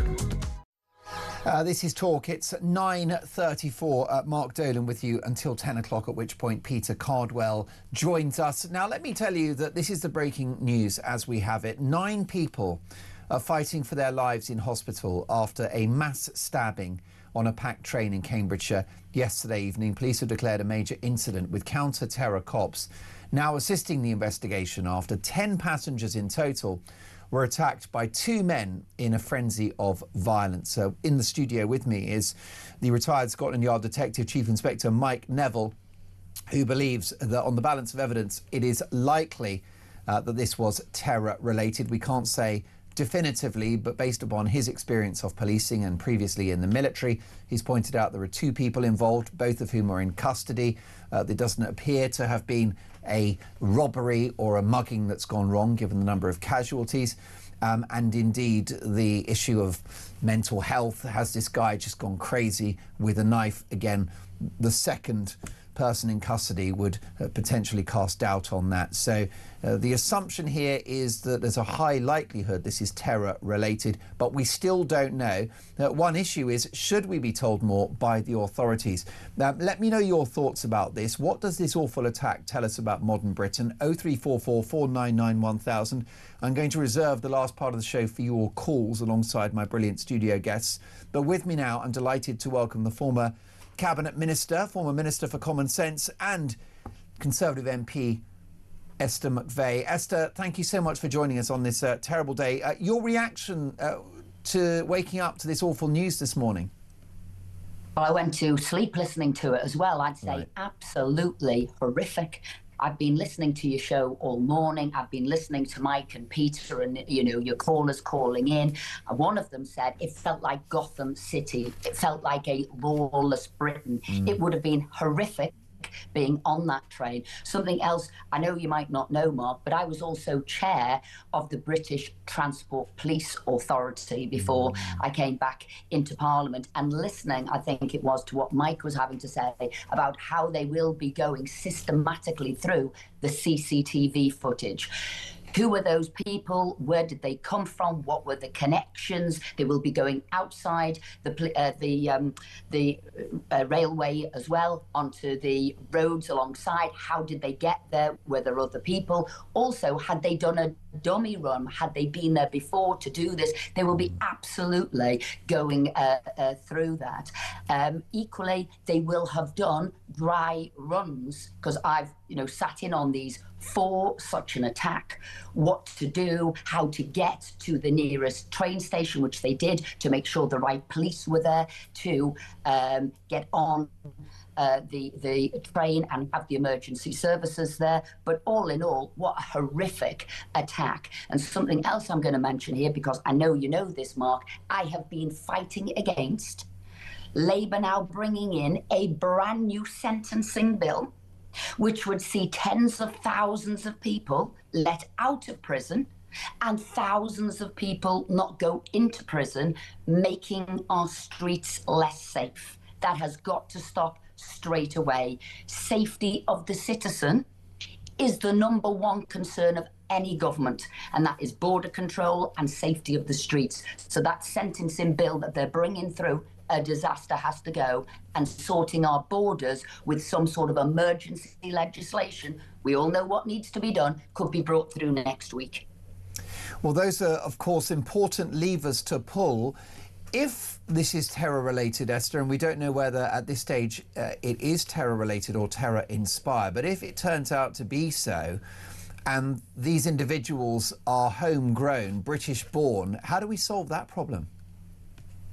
Well, it's going to be a difficult problem, but they do need to be separated from society. They do need to be detained. The PREVENT programme doesn't seem to have worked, and they're not the only people if they are homegrown. We've seen this before. We saw that Rudy Cabana. He was exactly the same thing. He wasn't new into the country. His parents were, but his parents didn't seem to be either grateful to be here, supportive of our system, and they weren't culturally aligned with our beliefs. And if we now look at the latest figures from the Ministry of Justice, almost 1 in 8 in our prisons are foreign nationals, and that's gone up by 3% in the last year. So there's 10,373 foreign national prisoners. So we've got to detain and get rid of, deport, and those people who are here, we have to say, well, how are we going to, if we can, realign you to our beliefs, our culture of the UK? If not, you are going to have to be locked up, and whether that is in prison, a special prison, or whether that is in a mental capacity hospital, we'll have to decide which one. But remember, the number one thing is to protect the good, law-abiding citizens. Do we need to look again, notwithstanding whether this is terror-related or not, Esther, at stop and search? Well, we need to make sure we do stop and search when you have information, and it's always been intelligence-led. How do we, why are we, what have we heard in the local area? We've had reports come through about X, Y, and Z. They look like this, they were in a gang of so many, they were dressed like this. So that's when they're stop and searched. And you know, for a period of time, unfortunately, we might need to go more draconian to get things back on track. Yeah. But intelligence-led is key, and I would say it's always been intelligence-led. We don't waste our police's time. And as I said, you've got Mike Neville there in the studio, and he'll explain how people are and police are told to do stop and search. But we need to discard this hesitancy on the part of cops to stop and search based upon the fear of being called racist, don't we, Esther? Oh, absolutely. Look, this is about either suspicion, danger, or a crime that has or about to be committed. Yeah. And it shouldn't matter colour, creed, race, religion. If you've got that information, then you stop that person. And you should not be fearful of being called a racist. You are acting on information that is said, for whatever reason, this group, this people we suspect are dangerous, and therefore stop and search. And the sooner we get away from this political correctness and fear of doing the right thing for what somebody might say, the better. But I'm afraid with an internationalist, Keir Starmer, with human rights lawyers at the top of the government, that is Keir Starmer and his Attorney General, Lord Hermer, I don't really have faith in the system, because those people are anti all of this. They look at everybody else's human rights, not the British citizens' human rights, but everybody else's human rights. And as I said, they are internationalists. They're not looking at the nation state. Esther, thank you so much for joining us on Talk Breakfast. Esther McVey is the Conservative MP for Tatton and former Cabinet Minister. Listen, folks, if you're just joining us, it's the most awful story to be reporting. 9 people fighting for their lives in hospital after a horrific mass stabbing on a packed train in Cambridgeshire. 2 people now in police custody, and we don't know whether it's terror-related or not. I've got to say, before the end of the show, I'm not going to let the Chancellor off the hook, because there's a very, very serious story on the front page of today's Sun on Sunday, and they report that Rachel Reeves was twice warned by 2 separate estate agents that she would need a licence to rent out her home. She misled the Prime Minister. She's a proven liar. We know that from her CV. We know that she loves a freebie. And I think that this Chancellor is in trouble. We're going to touch on that briefly before the end of the show, but I also want to know your reaction to this awful attack in Cambridgeshire last night. What does it say about modern Britain? 0344 499 1000.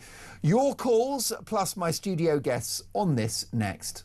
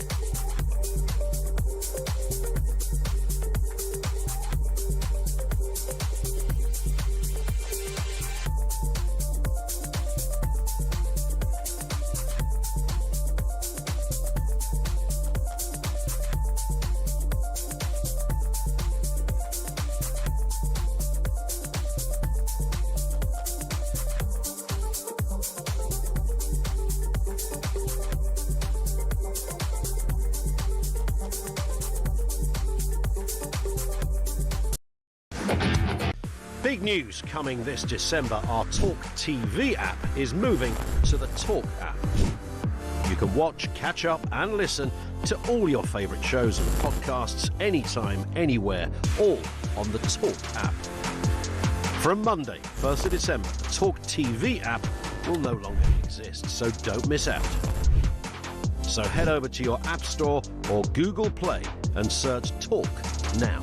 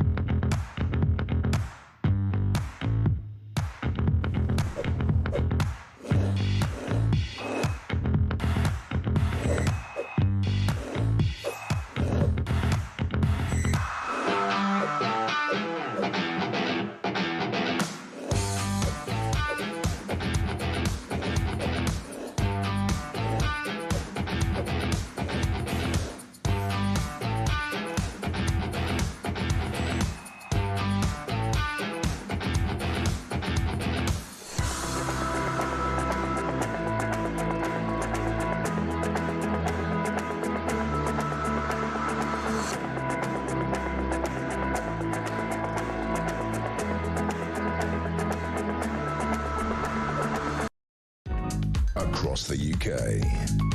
On DAB+, on YouTube, on the app, on your mobile. The home of common sense.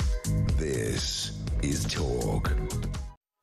Carol in Shoreham-by-Sea has messaged the programme. Good morning, Mark. What a terrible start to our day. If you're just joining us, 9 people are fighting for their lives in hospital after a mass stabbing on a packed train in Cambridgeshire. 2 men are now in custody, and it's the professional verdict of my studio guest, retired Scotland Yard Detective Chief Inspector Mike Neville, that it is likely to have been terror-related. And Carol says, well said to your guests Peter and Mike. What will it take for those in authority to admit what they've been denying for the past few years, that our once beautiful country is being destroyed by their wicked, selfish, duplicitous, anti-British policies? They're putting our lives in danger on a daily basis. Instead of putting the British people first, we should be their top priority. No more lying.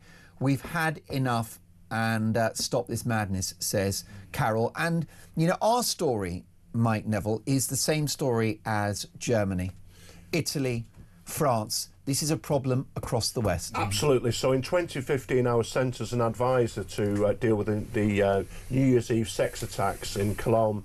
And for 3 days there, the authorities had tried to cover it up because the suspects were migrants or asylum seekers.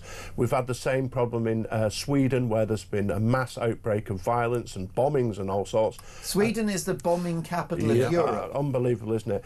But what we were discussing before is one thing, what we'd really need here is that the police get support to deal with these crimes. But what we don't need any more crocodile tears, any more poems.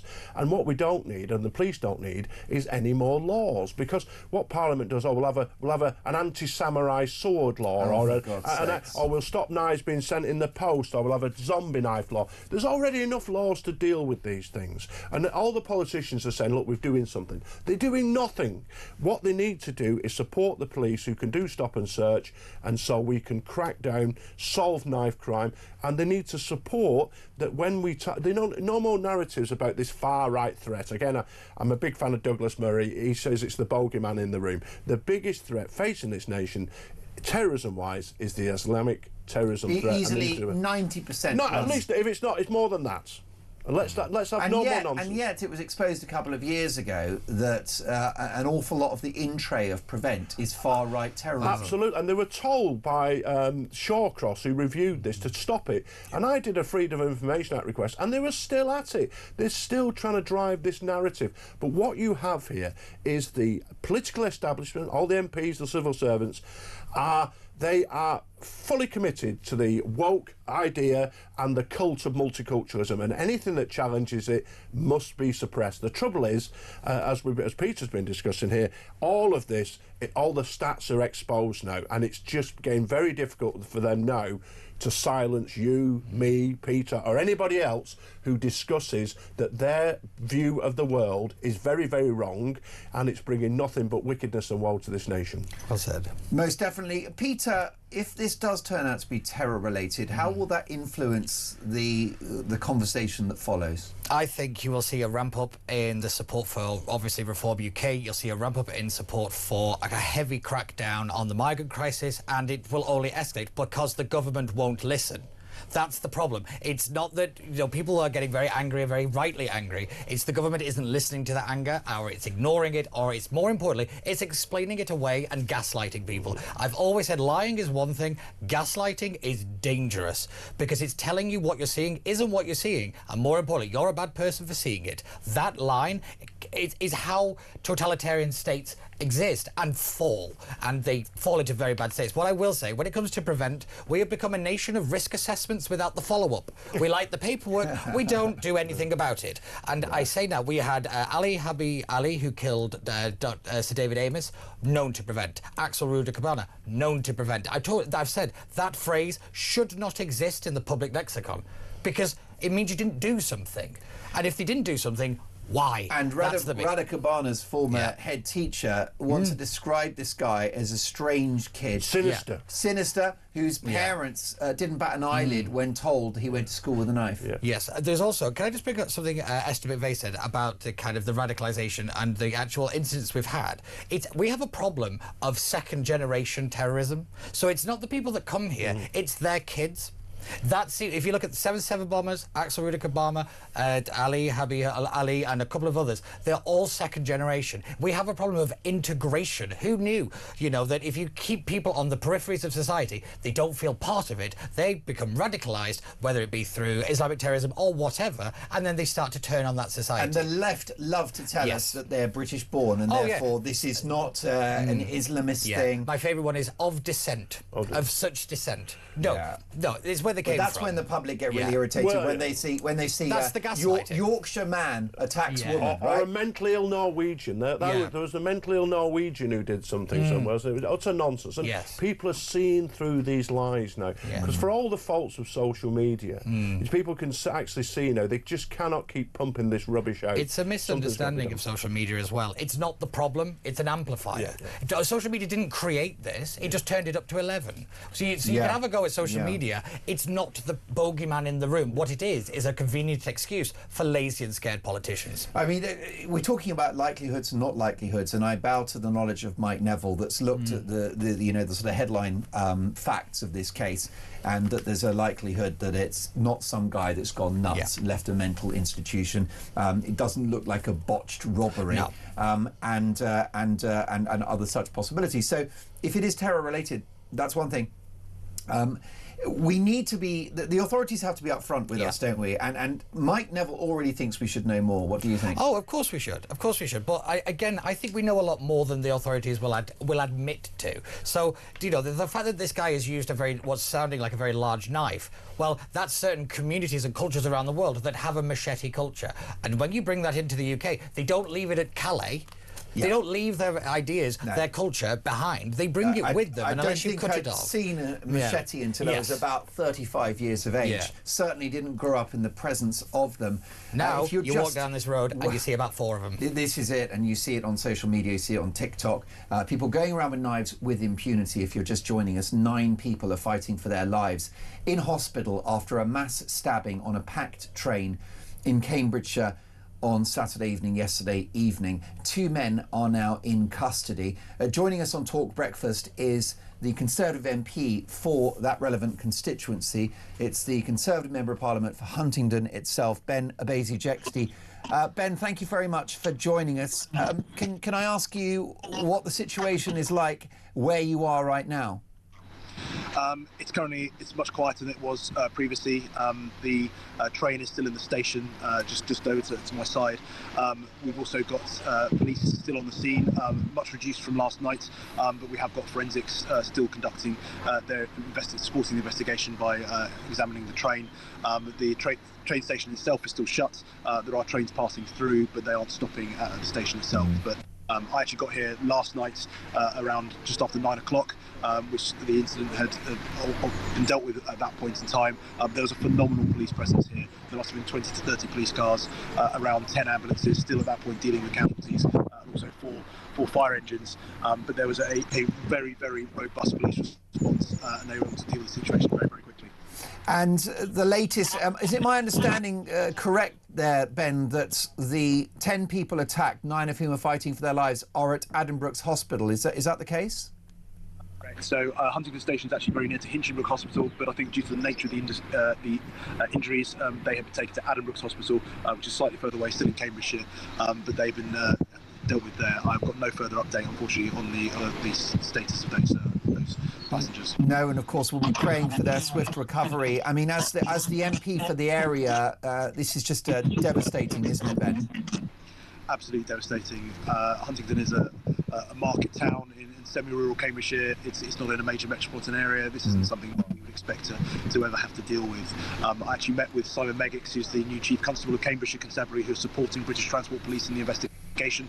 I met with him just after midnight last night, and he was able to give me a little bit more information about the behind me there. He was able to give me a bit more information about the incident. The first officers on the scene were actually local response officers, so the type of police officers that you might find in your town centre on a regular afternoon or a Saturday night, and they were followed up swiftly by armed police who are on a roving patrol and able to get to the scene within minutes after the 999 call, and they were able to neutralise the threat of the attacker on the platform. But speaking to the Chief Constable, he informed me that they'd actually conducted an Operation Plato training exercise in the past week or so, Operation Plato being the response to a marauding terror attack. And so we can be rest assured that those officers were well trained to be able to deal with this situation. It's just tragic they had to deal with the incident for real. Most definitely. Apologies to anyone listening to this output for the sound. We are speaking to the Conservative Member of Parliament for Huntingdon, Ben Abesi-Jekti, live from the scene, from the location of this awful attack. And Ben, no doubt your constituents want to know why this has happened. My viewers and listeners want to know why this has happened. We're expecting a police update at 10 a.m. Do you think they'll be able to cast a bit more light on this? Clearly, the million-dollar question is whether or not it's terror-related. Hello, sorry, you still there? Yes, I don't know if you caught my question. Clearly, everyone, knows what's happened. The next question is why. I would hope that British Transport Police are able to shed some more light on the nature of the attack. There's obviously been a lot of speculation online as to the background of the attack and their motivation. Obviously, we want to make sure there's as little speculation as possible and want to deal with facts in an incident like this. Yeah. I would hope the British Transport Police shed some clarity onto the background and the identity